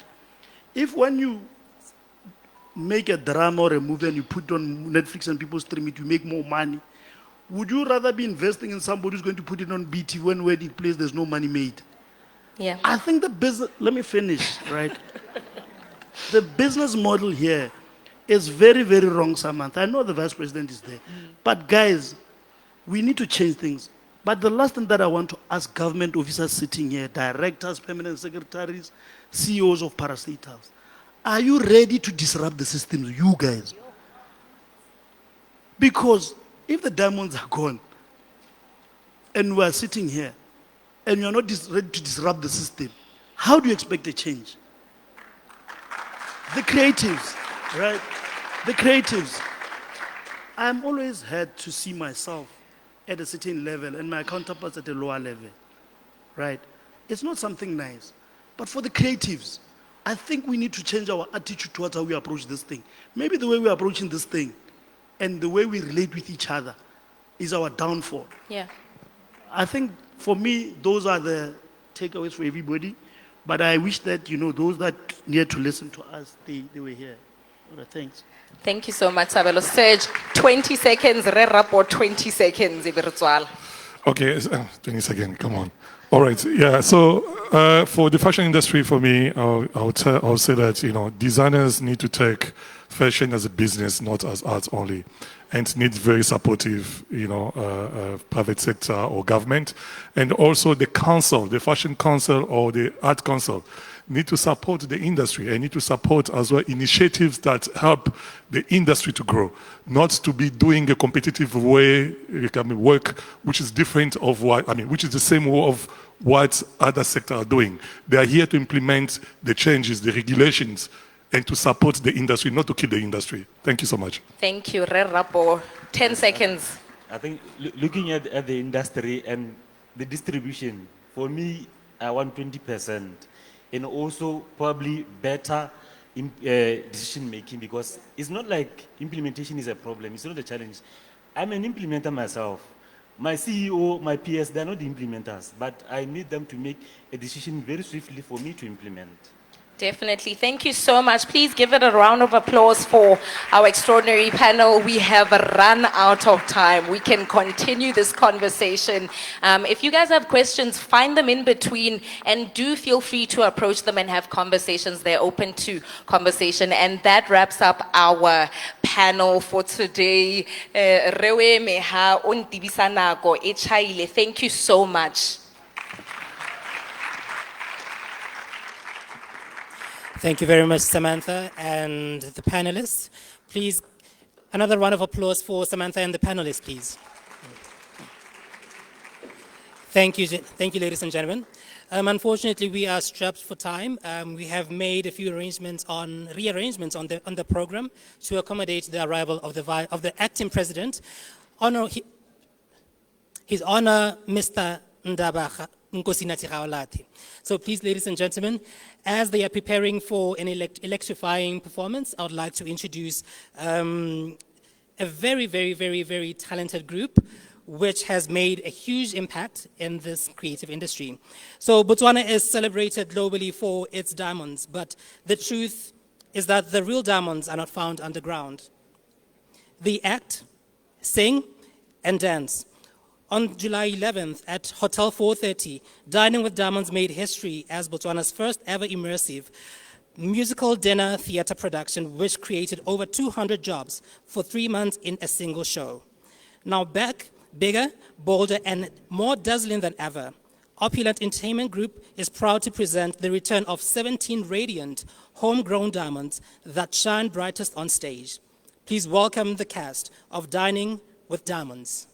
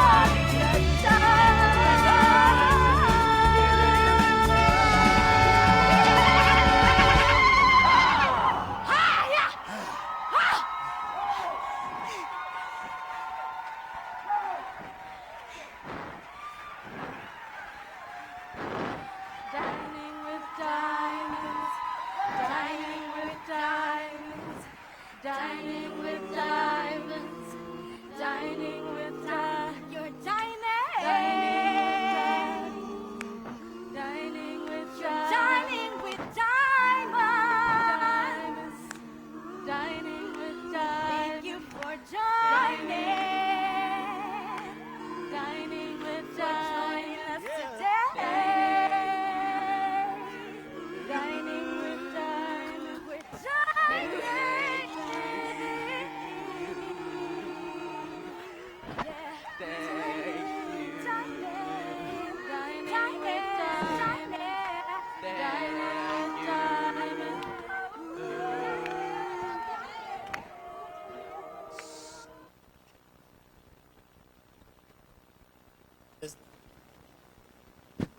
Thank you very much, Dining with the Diamonds. May we please have another round of applause for Dining with Diamonds, please. Now, ladies and gentlemen, without wasting any more time, the time that we've been all waiting for has finally arrived. May we please rise for the arrival of the Acting President of the Republic of Botswana, Mr. Ndaba Gaolathe.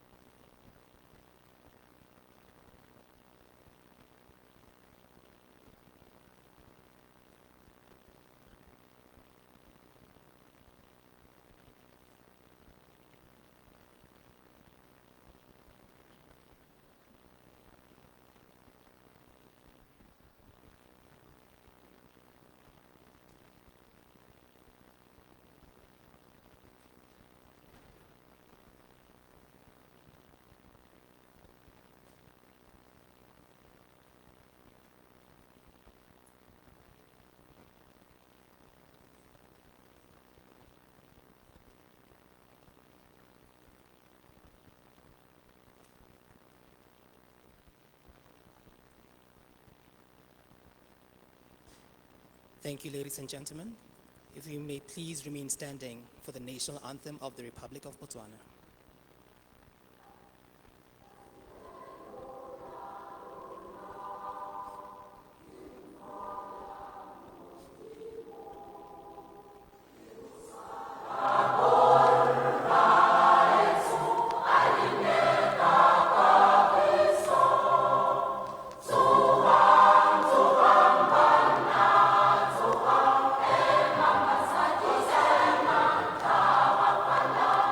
Go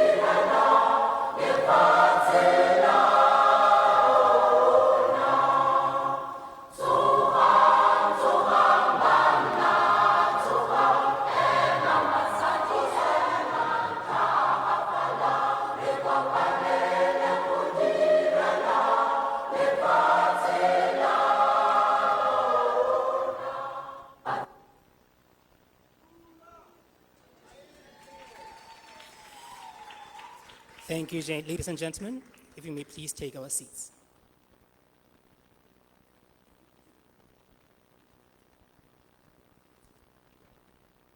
Thank you. Good morning, Mr. Vice President, Acting President, that is. Ladies and gentlemen, I'd like saying, if there is a person, if there is a man who knows how to putting on a really good suit, other than myself, of course, please, ladies and gentlemen, give it up for Mr. Ndaba Gaolathe for looking always the part. Thank you very much, ladies and gentlemen. And I do recognize you too, Honorable Minister Nzima. You were not here earlier on when we were observing the protocol. So now, ladies and gentlemen, moving on with our program, it is now my honor to introduce to the stage Mr. George Wilson, the CEO of Global Ventures Partners and the representative of Time Africa, to come announce, well, he comes bearing a very exciting announcement, an announcement of a partnership between the government of Botswana and Global Ventures Partners.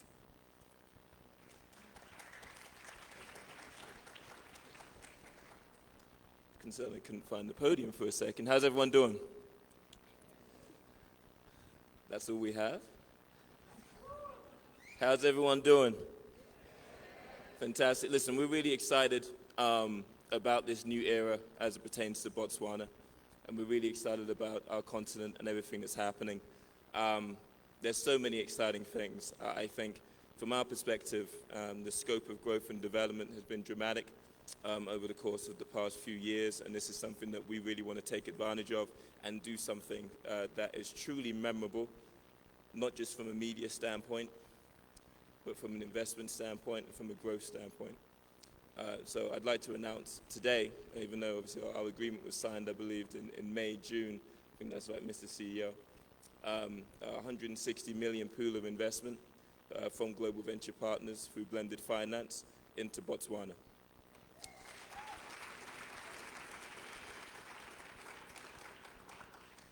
Now, just to gesticulate a bit about who I am and what we do. So we have a venture firm, a venture holding company called Global Venture Partners. We focus on media and publishing, financial services, infrastructure and energy, and research and policy. Our media and publishing division is probably our most well-known division, in which we own licenses for Time, as you can see on the screen. I'm sure you may be aware of the brand.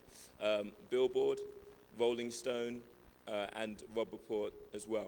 That's for the African continent and also for Rolling Stone for West Asia and North Africa as well.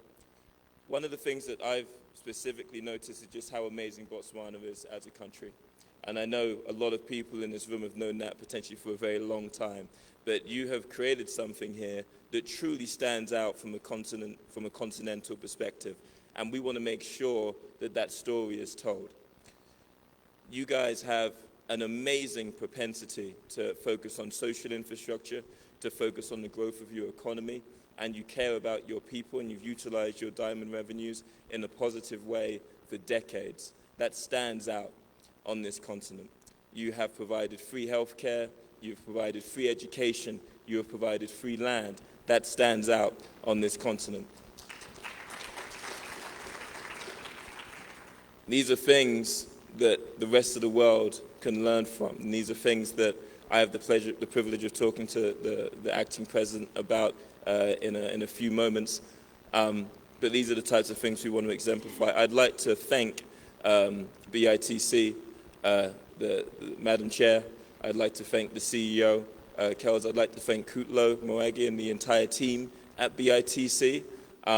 They have been absolutely fantastic. I'd like to thank MDCB for their contributions. I'd also like to thank the Zotis Group for the amazing scope of development that they are putting forth into Botswana as well. Most of all, I'd like to thank the Botswanan people, because I feel that without you, this country wouldn't be in the position it's in. The Swana people have had democracy for a very long time. And I would applaud you, and I hope you applaud yourselves for what you have done for this country and how you have represented it on the global stage. Because if it wasn't for you, we wouldn't be here. So thank you very much. for everything that you have done to help grow the country. And thank you very much for everything that you will continue to do. The creative sector and the entrepreneurship sector is the backbone of every economy that we've seen. Whether we look at Paris, and we spoke about this a second ago, the acting president, and it's branded as the city of love. We look at the American dream. We look at the city that never sleeps in New York.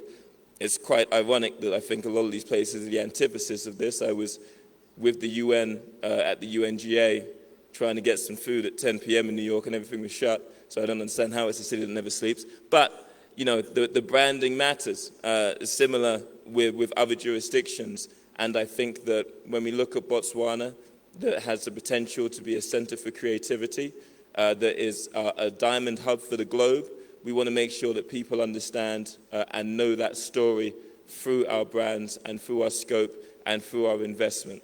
And as that continues, we'll be attracting more foreign direct investment, there will be more businesses, and Botswanans will be empowered for decades to come, not just through creativity and entrepreneurship, but also through many other areas of growth and development. You will see a capital in Botswana and a leader, as you have been for years, but as no one has known about. So we're very, very excited about the partnership. I'd like to thank the acting president for being in attendance. I'd like to thank President Boko and the initiatives that have been put forth with him.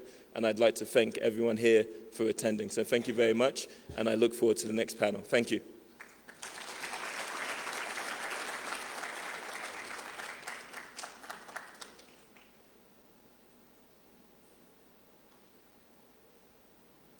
Is Africa's. This decade is the decade of African independence. Forward then to independence. To independence now. Tomorrow, the United States of Africa.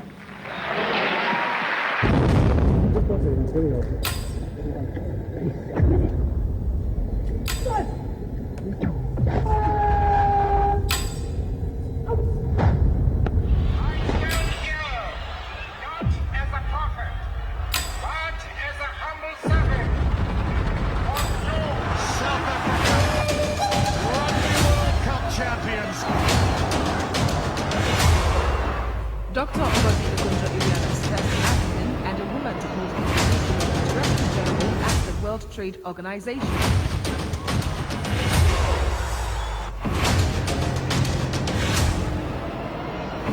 Africa is the source of solution.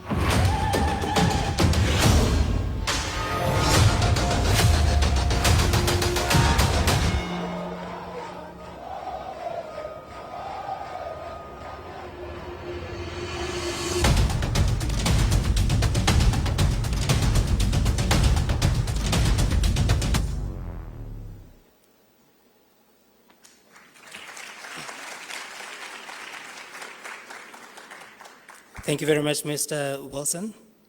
Now, ladies and gentlemen, it is at that point where we now move into our fireside conversation between His Honor, the Vice President, or rather the Acting President of the Republic of Botswana, Mr. Ndaba Gaolathe, and Mr. Josh Wilson of Time Africa. The dialogue will unpack Botswana's bold economic vision, creative sector growth, and Africa's evolving investment landscape. So now, ladies and gentlemen, without wasting any more time, will you please help me in welcoming Mr. Wilson back to the stage for the introduction of the Republic of Botswana.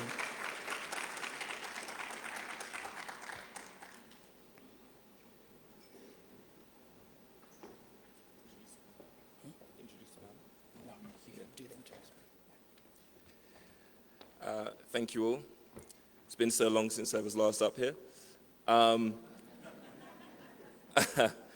really looking forward to this discussion. So we'll be discussing a number of elements around the creative and entrepreneurship sector with the acting president. Time, is a brand where we've interviewed more US presidents than any other media brand. And we have a reputation of not having hit pieces and not having puff pieces either. We ask conversational questions, and we try and make sure we stick to strong editorial guidelines. And obviously we want to make sure that through this conversation that we can elucidate some of the future of Botswana and some of the future endeavors that engulf creativity and entrepreneurship. So I'd like to invite Mr. Acting President to the stage so we can continue our discussion.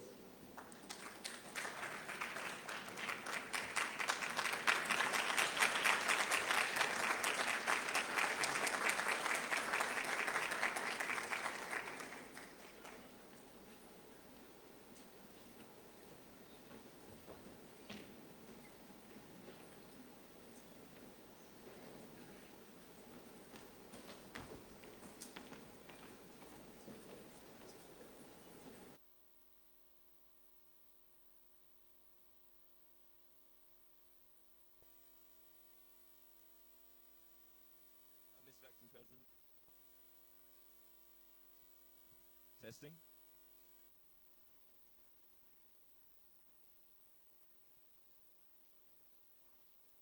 Testing. Everyone hear this? Okay, we go. Mr. Acting President, once again, thank you very much for taking the time to have this discussion with us at time.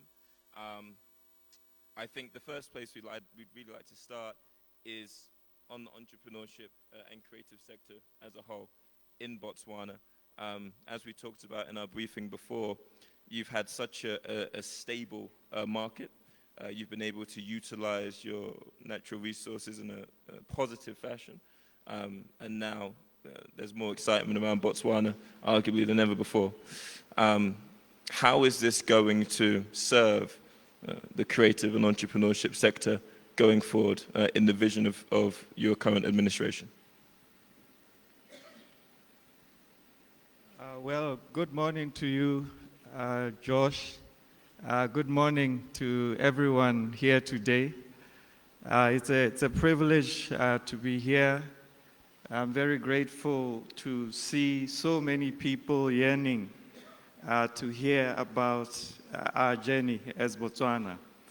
Well, let me start, before I even answer the questions, let me start by saying I believe there is no place as beautiful as Botswana.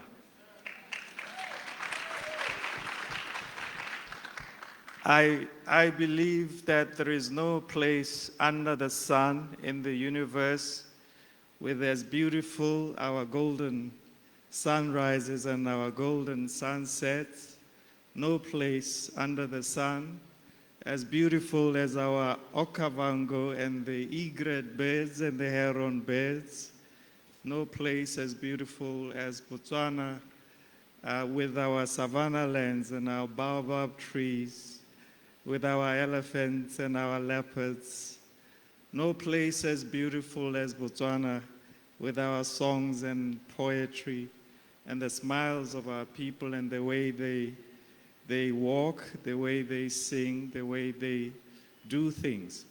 So I believe this beauty gives us something to share with the world. We have so much to share with the world. We want the world to be part of this beauty. And one thing that I have come to learn is that the answers to the existential questions of the day, the future of our people, is not with government and has never been with government. It's with the people.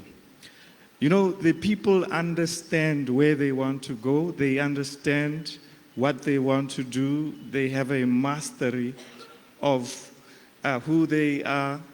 And what the government's role is to handhold the people to bring out the best in themselves.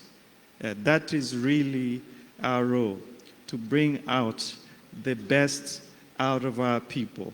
So we will talk about how we intend to do that as Botswana or as the new Botswana.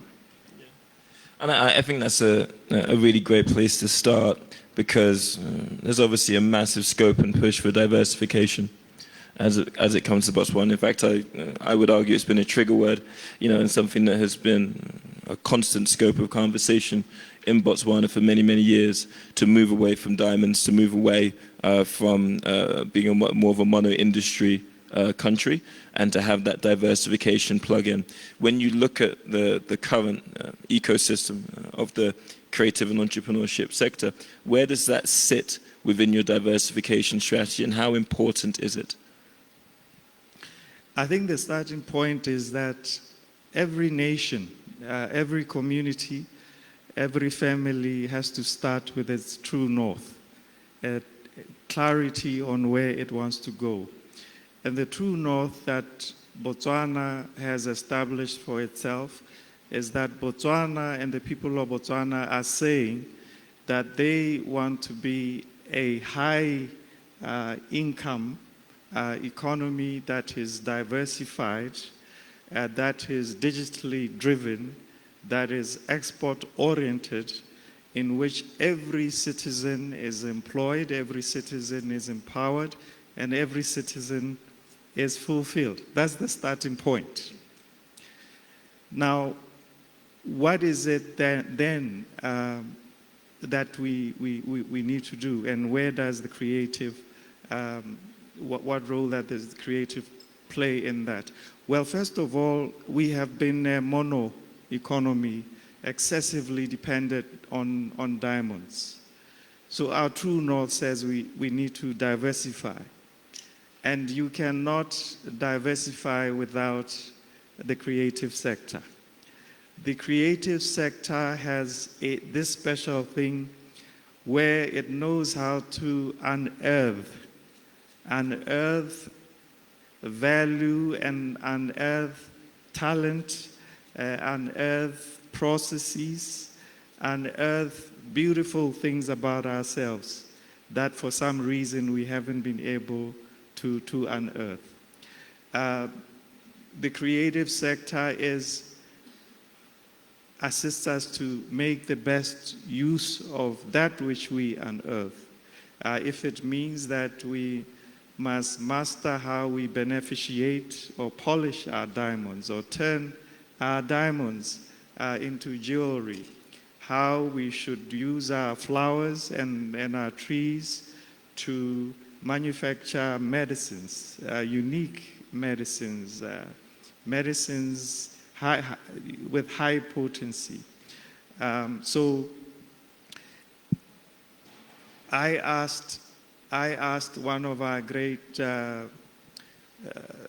entrepreneurs, or one of our great creatives, I asked him, what is it that you are looking for in any government systems? And this is what he says. He says, the first thing is we already know what we want to do, so we want to be facilitated. And by facilitation is that there are people that we want to be introduced to in the United States, in Asia. All we need is for you to knock on doors on our behalf, make the appointments for us. That's the first thing.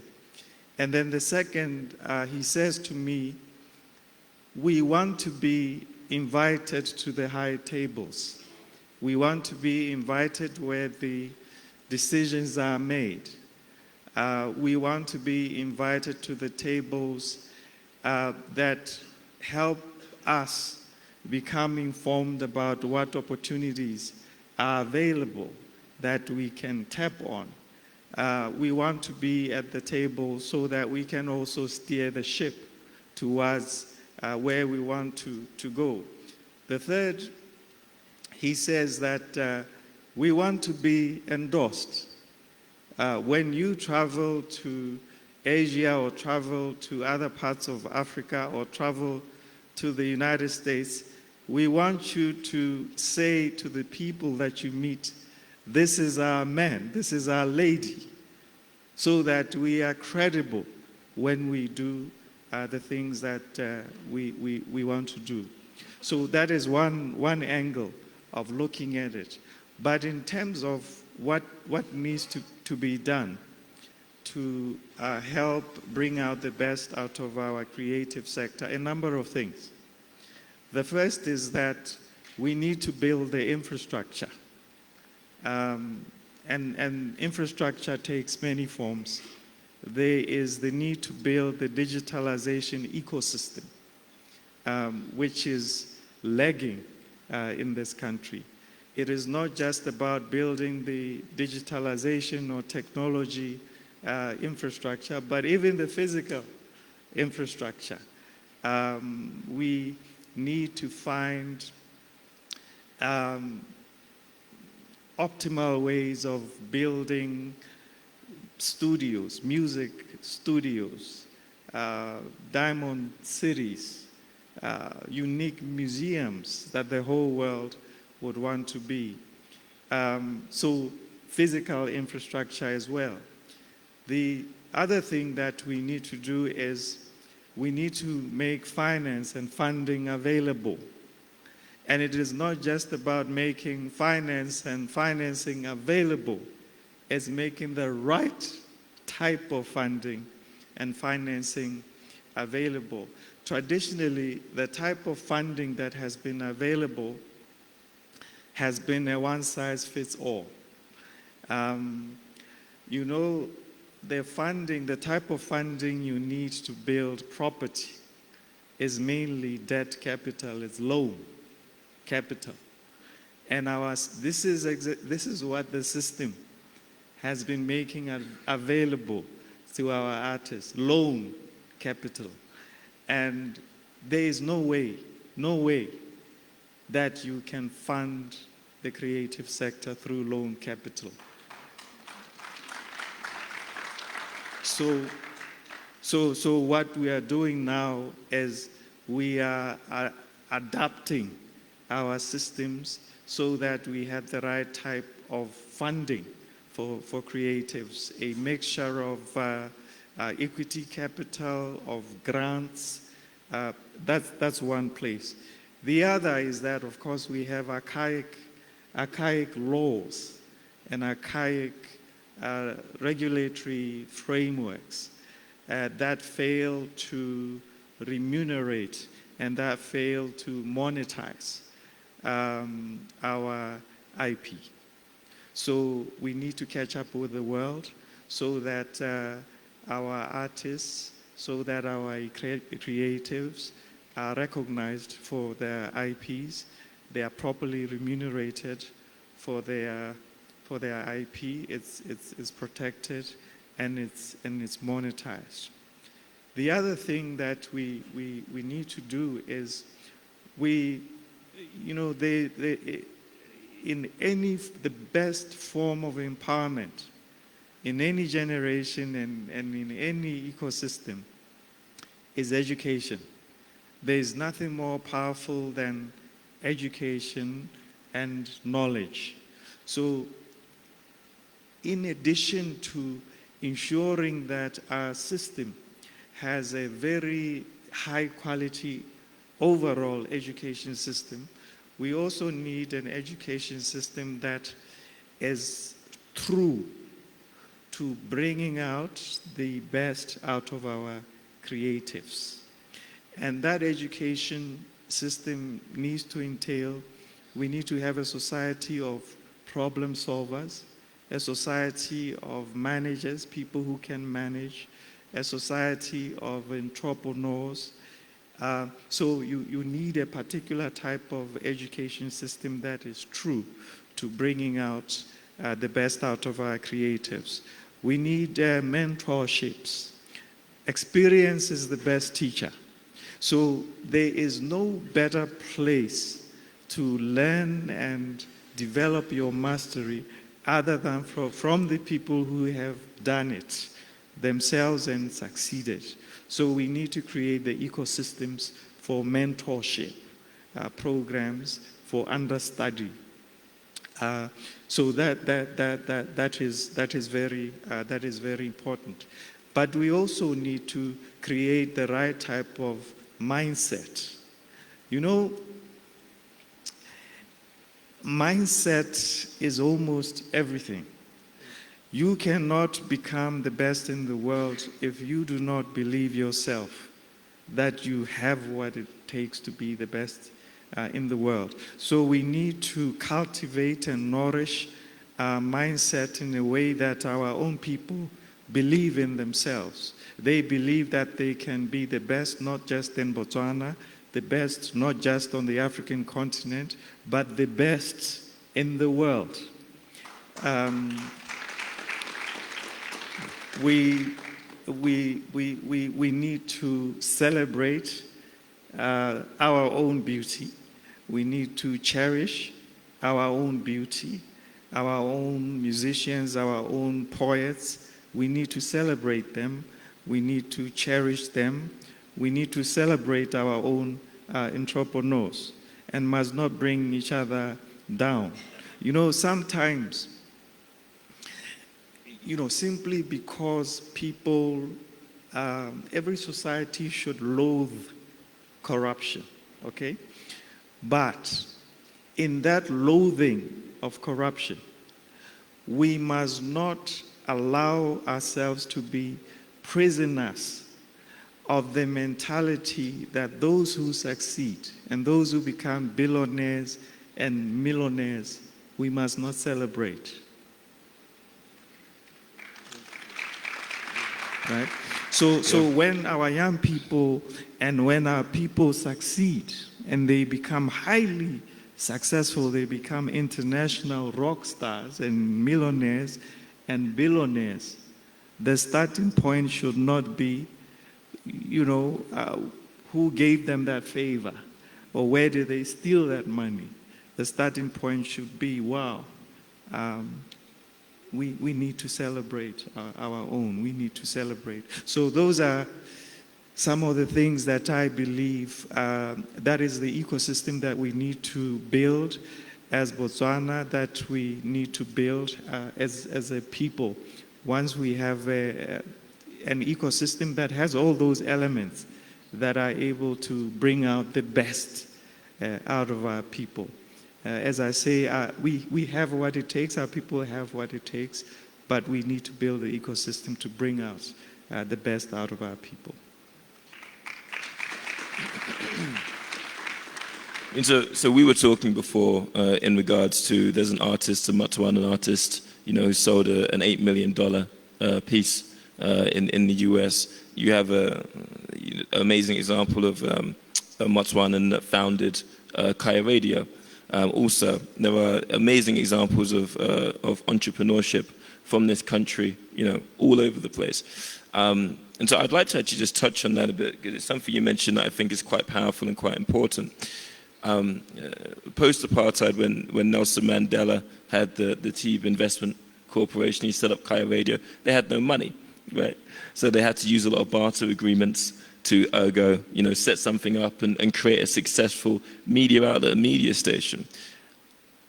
What would you then say, in your dual role as Minister of Finance as well, for creatives that are pushing into the industry? When you're coming into an industry, it's very, very difficult, sometimes to then make that start and to then create traction, What would you say to those types of individuals that have to then find mentors, that have to go through that path, because the reliance can't strictly be on government, as you elucidated. It has to be on them. What would you say to people, in that regard also? One of the, ever since we were elected into leadership by the people of Botswana, one of the great privileges of the job, if any, is that now whenever I see all these high achievers, whether they are athletes or celebrities, I have the excuse to call them. I actually take the time, and I want to be able to call everyone, every single one of them, not only to celebrate them and to encourage them, but to say to them that the government is there, is available for you. This is your government. So you tell us which doors have been closed for you. So as a government system, we are available to hand-holding and opening doors on behalf of these creatives. But we need to do it at a systemic level. And this young minister here, Minister Gilebeng, he's we have put him under tremendous pressure to develop these ecosystems where we open doors and encourage collaboration. The second, of course, is that you talk about my role as a Minister of Finance. Can I tell you something about being a Minister of Finance? Yes, sir. Should I tell you something about being a Minister of Finance? When you are a Minister of Finance, don't tell them I told you this. I mean, the cabinet people, you are the most unpopular man in cabinet meetings. So I am immensely unpopular in cabinet. I am unpopular because all the ministers are under pressure to deliver, and they want and need money to deliver. But I say to them that it's not just about the money. You know, it's not about the money. It's also, as I said, it's also about knowing where to find the right type of money.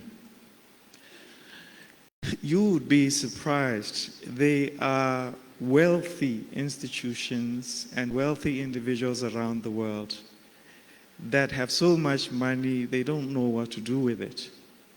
In fact, they have so much money that they are looking for novel ideas and novel initiatives and beautiful initiatives that they can be associated with. So one of the things that we are doing as the new government is we are finding all this money around the world that is available, that we don't have to pay for, that people want to, you know, when people invest, what they want in return is not always money. Sometimes people invest because what they want in return is fulfillment. What they want in return is being associated with something great.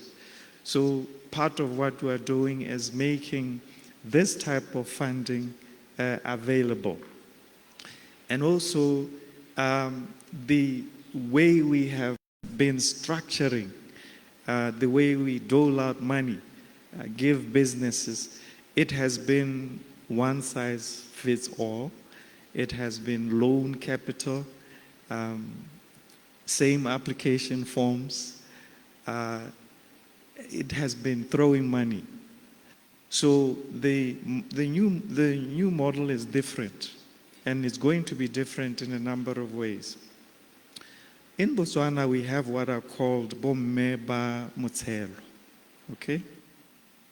So bomme ba motshelo is that what it's about is that Botswana has a culture of women coming together as community of women to encourage each other. And part of that encouragement entails funding each other for initially small-scale projects, poultry projects, paying school fees for kids. So they loan out money to each other, and these women mithelo have the lowest default rates, lower default rates than the best banks in the world. And these women will tell you that we can loan out money to this lady, Mahwe Masego. Mahwe Masego means Masego's mom. We can loan money to Masego's mom because we know her, she's trustworthy, she always pays back. This lady here, Mahwe Tiro's mom, we're not loaning any money to Tiro's mom because she never pays. So when people come together as cooperatives and they develop a relationship among themselves and they know each other and they nourish each other and they cultivate each other, they are also able to create a financial ecosystem. Now, we have financial initiatives by the government, citizen economic, Citizen Entrepreneurial Development Agency, Botswana Development Agency. We throw money at them. They have very high default rates. Why not give money to the women who have low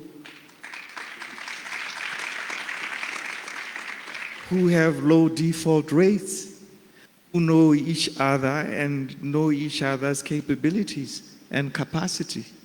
Why not give money to cooperatives? And why not also precede money? You know, in Botswana, you throw money at people first. And then after you give them money, then you think about training them to manage that money properly. So why not precede, right? Training people how to use the money, training people how to partner and find partnerships, grooming people on entrepreneurship, and then throw money to them when they are ready, when they are nourished. So we are moving towards that new model, a new ecosystem. It entails a lot of tweaking at the funds that we already have, tweaking at our training programs, tweaking at our development funds.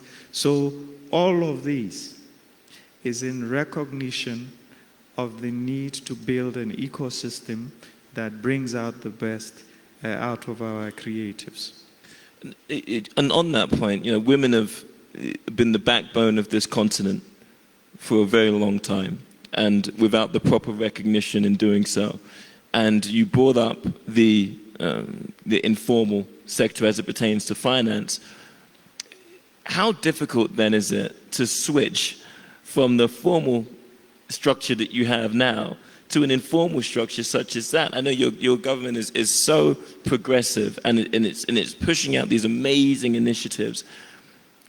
Changing something to that degree that works, and it's been shown to work, and you have the data to back it up.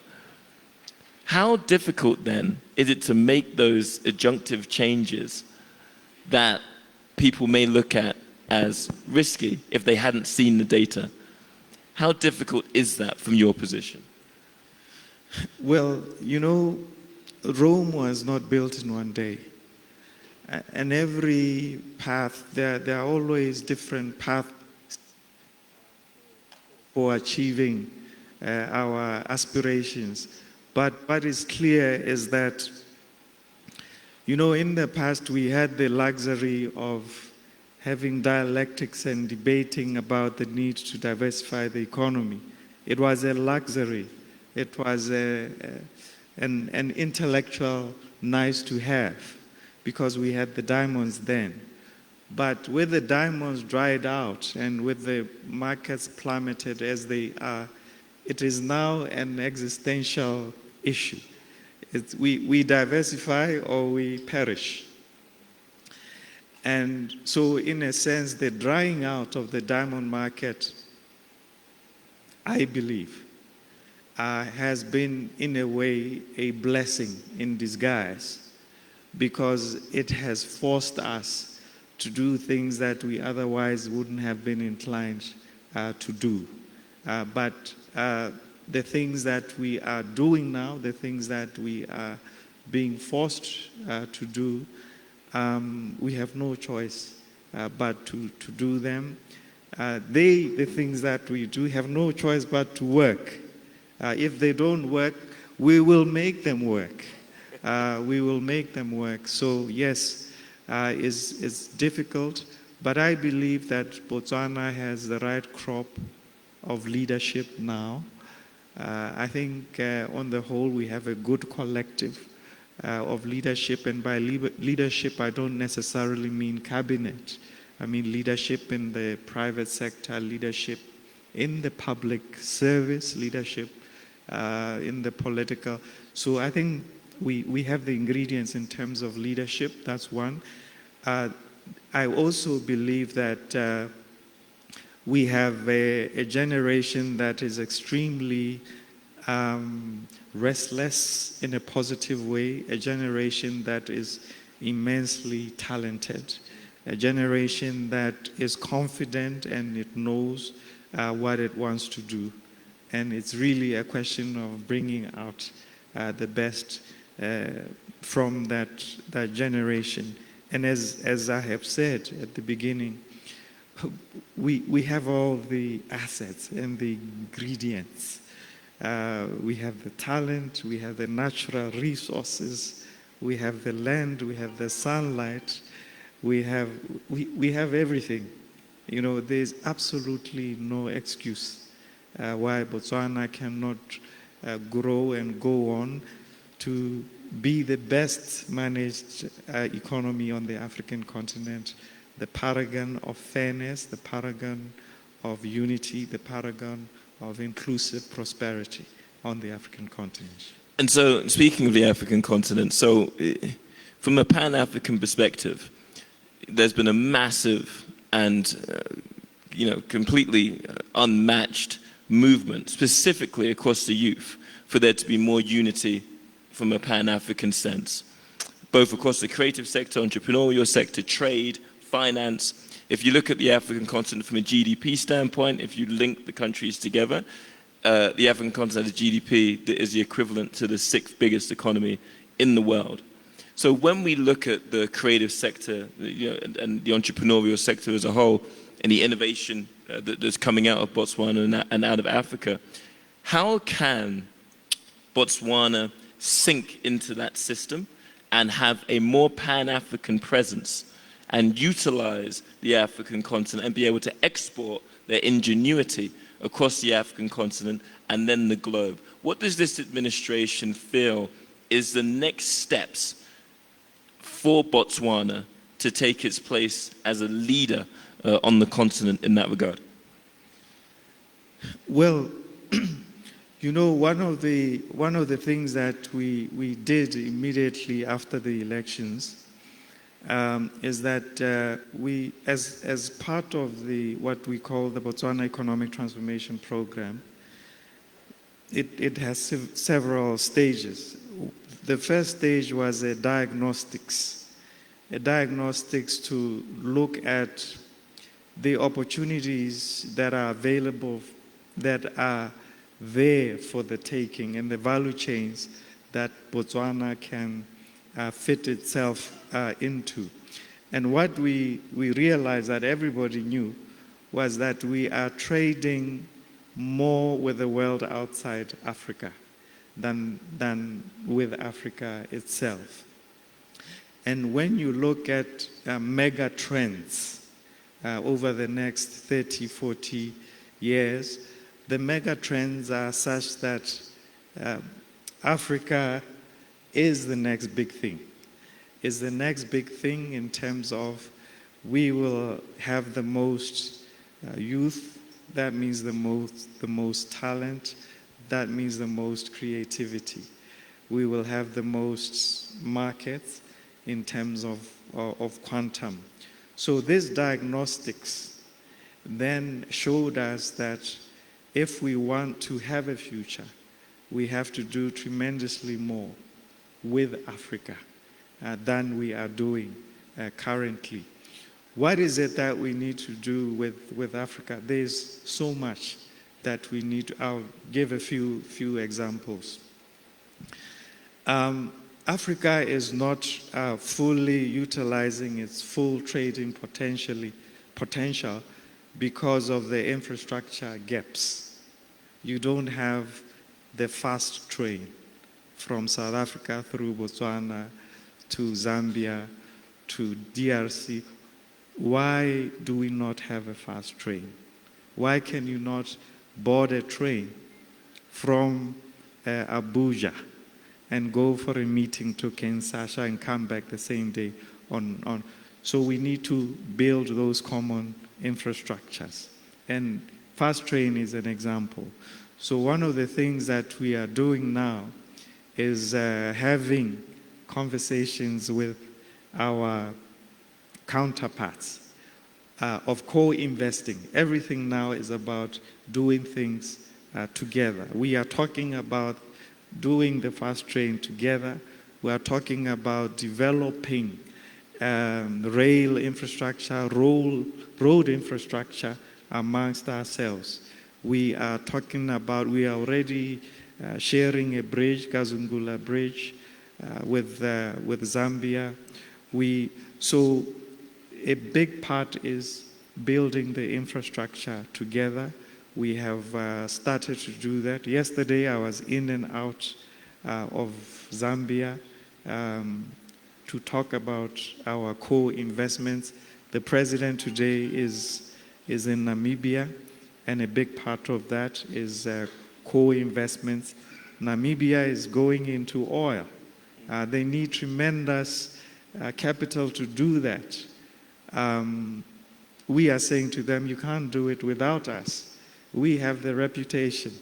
You know, we have a good name in financial, so we can use our good name, even though we don't have money because of the diamonds, but we can monetize our good name so that we bring out the best and co-invest in things. And specifically, there are initiatives right now in Botswana. There is partnerships between MIT, Massachusetts Institute of Technology, with the government of Botswana, with Boost University, where we are identifying the best African talent, not just Botswana talent, the best African talent. We're already doing that and pulling that African talent, exposing it to a rapid upskilling, and then once we have filtered it, exposing them to high-impact financiers and high-impact private equity funds. So we're hoping that we will build this ecosystem of identifying, you know, the most promising entrepreneurs, the most promising creatives across Africa, and having them collaborate, having them work together, having them be co-financed, having them have access to markets across. So there is no future without us co-creating, co-investing, doing things together at all levels, as governments, as a private sector, and as communities across Africa. Amazing, and I'm sure that's really refreshing for many people to hear. When you look at different jurisdictions, obviously Botswana is now pushing to compete on the world stage, as you elocuted. When you look at other markets, when you look at initiatives like Rwanda and KAFC, the UAE's legislation as it pertains to its taxation, what are you looking at for Botswana to compete and to help entrepreneurs and creatives as it pertains to specific legislation, so that it's easier for them to access a global market and it attracts talent, as you mentioned? Because I'm presuming if you can do that, if you can do both, if you can create that legislation, then you're bringing in talent and you're empowering Botswanans, and you're creating, you know, a more holistic and growth-led future. Is there anything specific on the horizon that you can look at and talk to? You know, sometimes the things that appear like they are impediments are actually the things that afford you and give you your competitive advantage. The fact that we are, for instance, a small population, right? In many ways, it's seen as a disadvantage because it means the market is small. But we are positioning ourselves, and what we want to be able to do is to use our small population as an advantage on a number of fronts. The first front is that a smaller population, you are in a better position to give them a much higher level of training. You are in a better position to upskill them to a much higher level on average than most countries are able to. So we want to leverage on that small population and tilt our education system so that we create a citizenry, for instance, that are leaders in artificial intelligence, in certain areas in engineering. So that's one, leveraging and taking advantage of the fact that we have a small population. Taking advantage of the fact that we are land linked, right? So growing up, we were taught that we are landlocked, and we felt sorry for ourselves that we didn't have coastlines and beaches. But now, with time, we realize that being land-linked is such a beautiful thing, because South Africa cannot trade with the DRC without going through us. Namibia cannot trade with Zimbabwe without going through us. Zimbabwe cannot trade. So being land-linked is that, look, you have to go through us. If you want to build oil pipelines, they have to go through us. So we've got to charge you. You want to create fiber link, it has to go through us. You have to do it with us. We will charge you. So being land linked, but also being part of a larger community. We are part of the SACU, Southern African Customs Union family of countries who are part of SADC. This means that in reality, our so-called Botswana borders only belong or should belong to the mind. Our real market is not the Botswana population.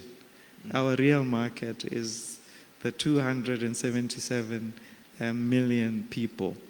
We have to take advantage again that being a small country, it is the best place to raise children, right? Your children don't have to grow up playing video games all day. They can go out into the streets and play with other boys and other girls and have fun and inculcate cultures in them. Small population means we are a very safe country. The fact that we have a good reputation of financial prudence means that we will have better access to financial resources. More investors and more institutions want to partner with us as a country. We now are beginning to have really cutting-edge universities. I mean, BUST and UB are becoming true innovation sectors, centers of excellence. And the type of opportunity for us in research and development, you know, the amount of flowers and plants that we can convert into medicines, natural medicines without side effects, natural medicines that are truly healing, not symptom killing, are just amazing. The foods, you know, the delicacies, the foods that give long life. You know, my grandfather lived until 109 years old. He was exactly 100 years older than me, my great-grandfather. Because of the food they eat, you know, mugwagwa.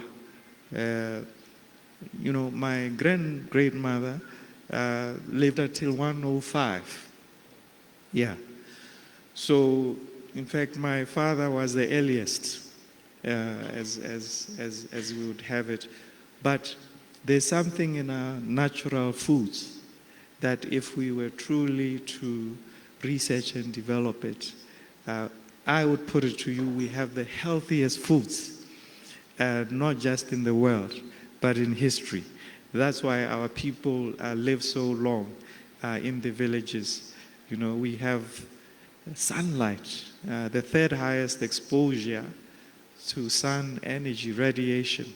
You know, what we can do with that. Research and development in batteries, right, in energy.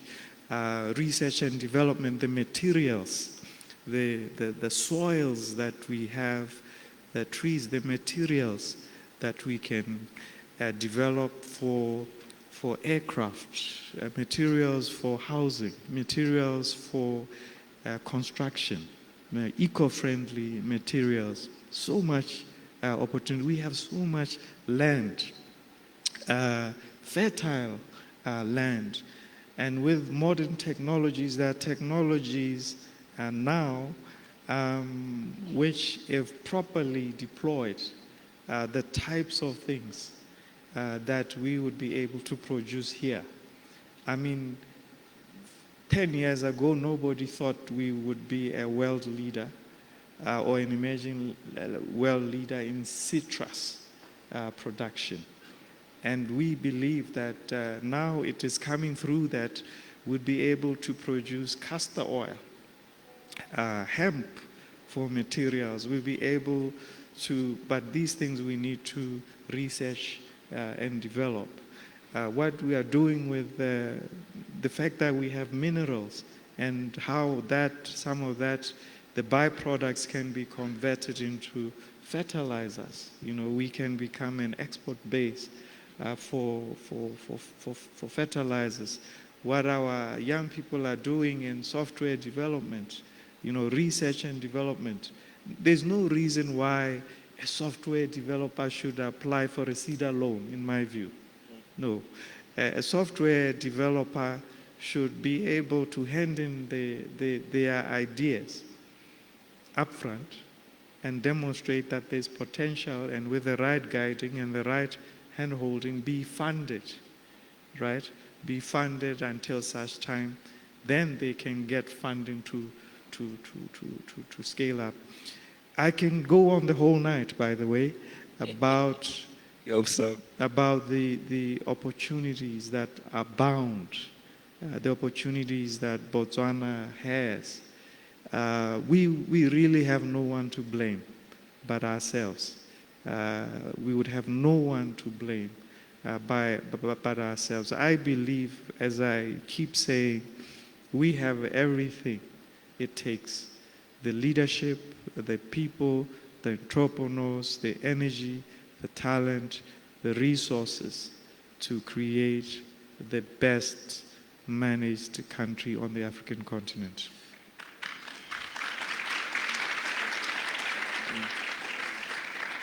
Two more brief questions from me.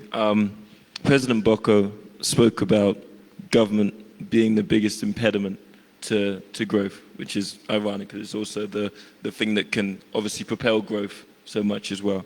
And he also, I'm paraphrasing him slightly, he also discussed the concept of working in silos and trying to stop government working in silos, to stop entrepreneurs working in silos as well, and to begin working together on a much higher click. When you see government today, when you see different sectors today across Botswana, and we talk about breaking down these silos to work together so that MDCB works better with BITC, that BITC has a better scope of work with Botswana youth and Botswana creativity and people that want and need investment and that can bridge those things. What does that look like for this administration? What is your plan for breaking down those silos so that there is a much more conducive and together-based scope of growth for Botswana? Well, I think it is true that President Boko, he really loathes red tape. I think we have a government civil service that in the past had very stringent and very regimented processes, which for past times, for times in the past, they actually worked. Because when you have the right processes, then you ensure there's uniformity, you ensure that there is fairness, you ensure things are vetted out properly. But in the modern economy, these regimented processes have become archaic and they have become a great impediment. And indeed, the government departments, private sector are working in isolation. And I would even put it to you that if there's the one thing that Botswana is renowned for, is Botswana is very good at policy formulation, very good at policy conceptualization. But as the young people here would say, when it comes to execution, dololo. Right. So now we are repivoting and resetting. So there is now a big emphasis on execution. You will find that now the biggest emphasis in execution, because the ideas are there, the plans are there, but getting them done. Now, what have we done moving towards this culture of execution? We have started the Botswana Economic Transformation Program. I did say it has different phases, and one of the potent phases of the Botswana Economic Transformation Program is that it has what it calls economic labs, economic laboratories, okay? So economic labs, what they do is they bring everybody under the same roof. Botswana has decided that it wants to focus on 9 key sectors. 6 of them are economic sectors, 3 of them are social sectors. So we had a 4-week window, which window entailed economic labs, which brought everyone under one roof. It brought the investors, it brought government decision makers, it brought those who are responsible for land allocation, those who are responsible for licensing, those who are responsible for permits, and gurus, everybody under one roof. And in that laboratory, there were exquisite investors who have been, for lack of a better word, languishing in the Botswana system, possessing all the capital required, possessing everything required, except that they were being sent from pillar to post to get their licenses and their land. So what this economic lab does is that everybody needs to agree in the lab that this missing land allocation is going to be done by such and such a day, by such and such an institution, by such and such an individual, by such and such a time. So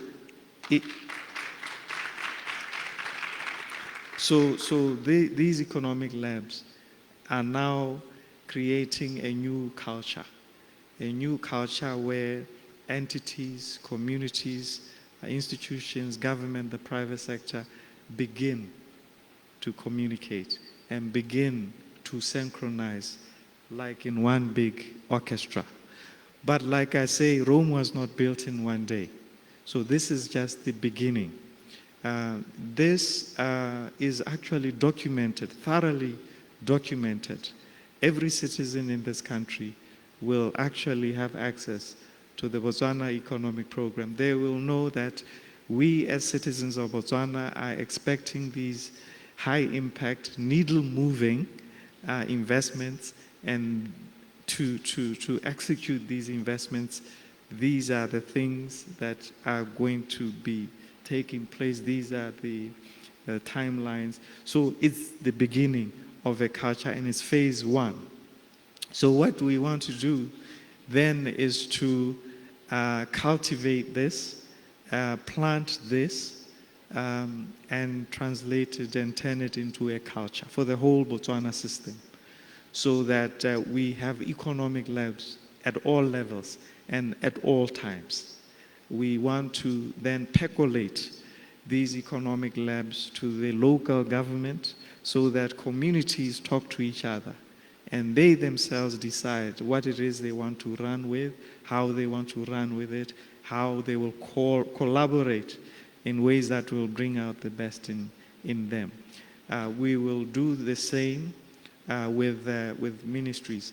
Now, the next stage of the Botswana Economic Transformation Program is that the ministries themselves also need to go to the next level, to set up the capacity and capabilities to deliver, to be delivery mechanisms on their own. And at the level of the president and the leadership, all these processes will then flow into some sort of dashboard system that we are able to monitor, that we are able to look at, to escalate, and that we are able to make people accountable for. So to answer your question, we have always been big on ideas. We have always known what we want to do as a people, as a country. But the one thing that we have always failed on is execution. So if there's anything that we will do differently in the new Botswana and going forward, I would say to you is execution, is more execution, is super execution, is ultra execution, is more execution, is... So I want you to take back to all your friends around the world and say, we've always known what we want to do. We are beautiful people. We are the best country on the African continent. But the one thing we have committed to, and we will do very well in the coming years, is execution, is more execution, is ultra execution, is super execution, is more execution. Listen, I may stay here, so I don't know if I'll be able to do that, but I'll try. Last one for me then. In regards to that, you've obviously put in place these extremely exciting diversification and economic programs, creative programs for entrepreneurs and Botswanans across the country and across the world. What does this look like 10, 20 years from now? So we have execution, we have more execution, we have ultra execution, we have phenomenal execution. Where does Botswana stand on a global stage, on a Pan-African stage, on a unified stage? What is the vision? When you look at it from the end to now, the end, quote unquote, where do you see it? What is your dream when people talk about and see Botswana and the implementation of Botswana on a global stage? Well, I wouldn't want to put it as my dream. I think it's the dream of the people of Botswana. And we have already stated that dream. And we called it the true dream. And where we are 20 years from now, every citizen is employed. Every citizen is empowered to be the best that they can be. Every citizen is fulfilled. They believe, they are proud, they cherish who they are and what they can become. And the economy is diversified. It's a high-income economy. Is export-driven, is digitally enabled. That is where we are. We would have brought out the best in our people. Our people, as long as they applied themselves, would be able to become the best version of themselves. They can become, and they believe that they can become anything under the sun. One of the things that I cherish and I respect about the United States and the American dream is the idea that in America, when I was studying there, every American, it didn't matter what family they emanated from, whether it was a wealthy family or poor family, it didn't matter whether they had a pristine education or not a pristine education, but every single American believes that they can become anything they want to become.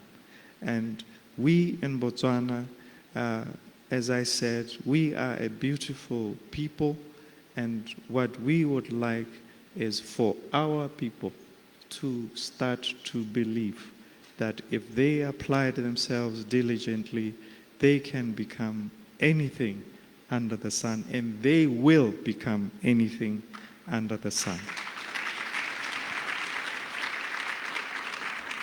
Thank you so much for your time, Acting President. We very much look forward to your progress, and congratulations on your accomplishments thus far. Thank you. Well, thank you. Thank you very much. I appreciate it. Thank you, sir. Appreciate it. Thank you. Thank you.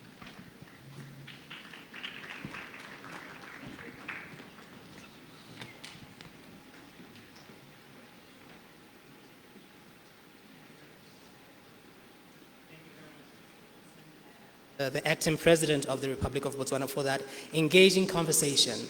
So I'm so sorry, acting president, for doing this. If I may please invite you back to the stage.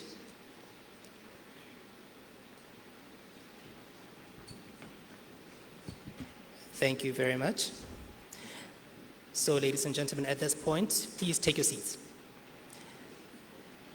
So now, ladies and gentlemen, at this point, I'd like to invite the members of the media for a quick photo op with Mr. Wilson and the acting president of the Republic of Botswana.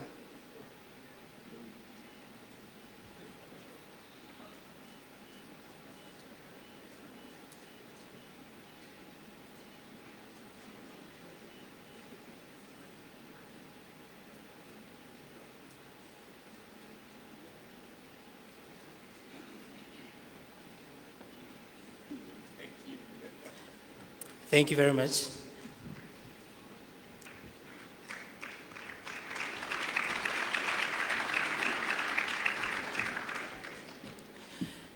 Now, ladies and gentlemen, unfortunately, we have come to that time of the program where we have to allow our acting president to attend to other engagements.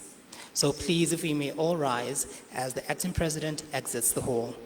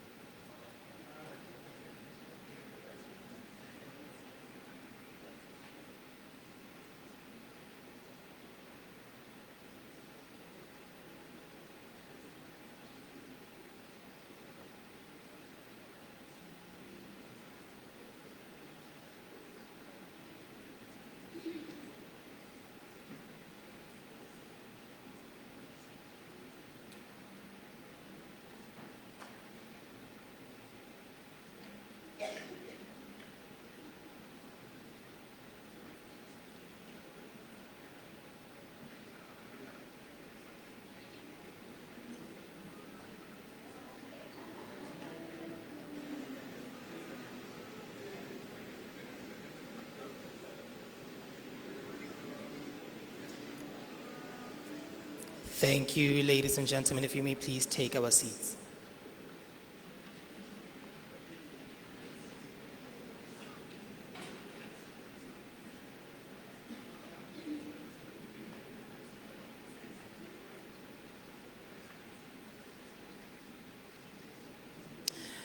Now we have come to the end of our first half of the program.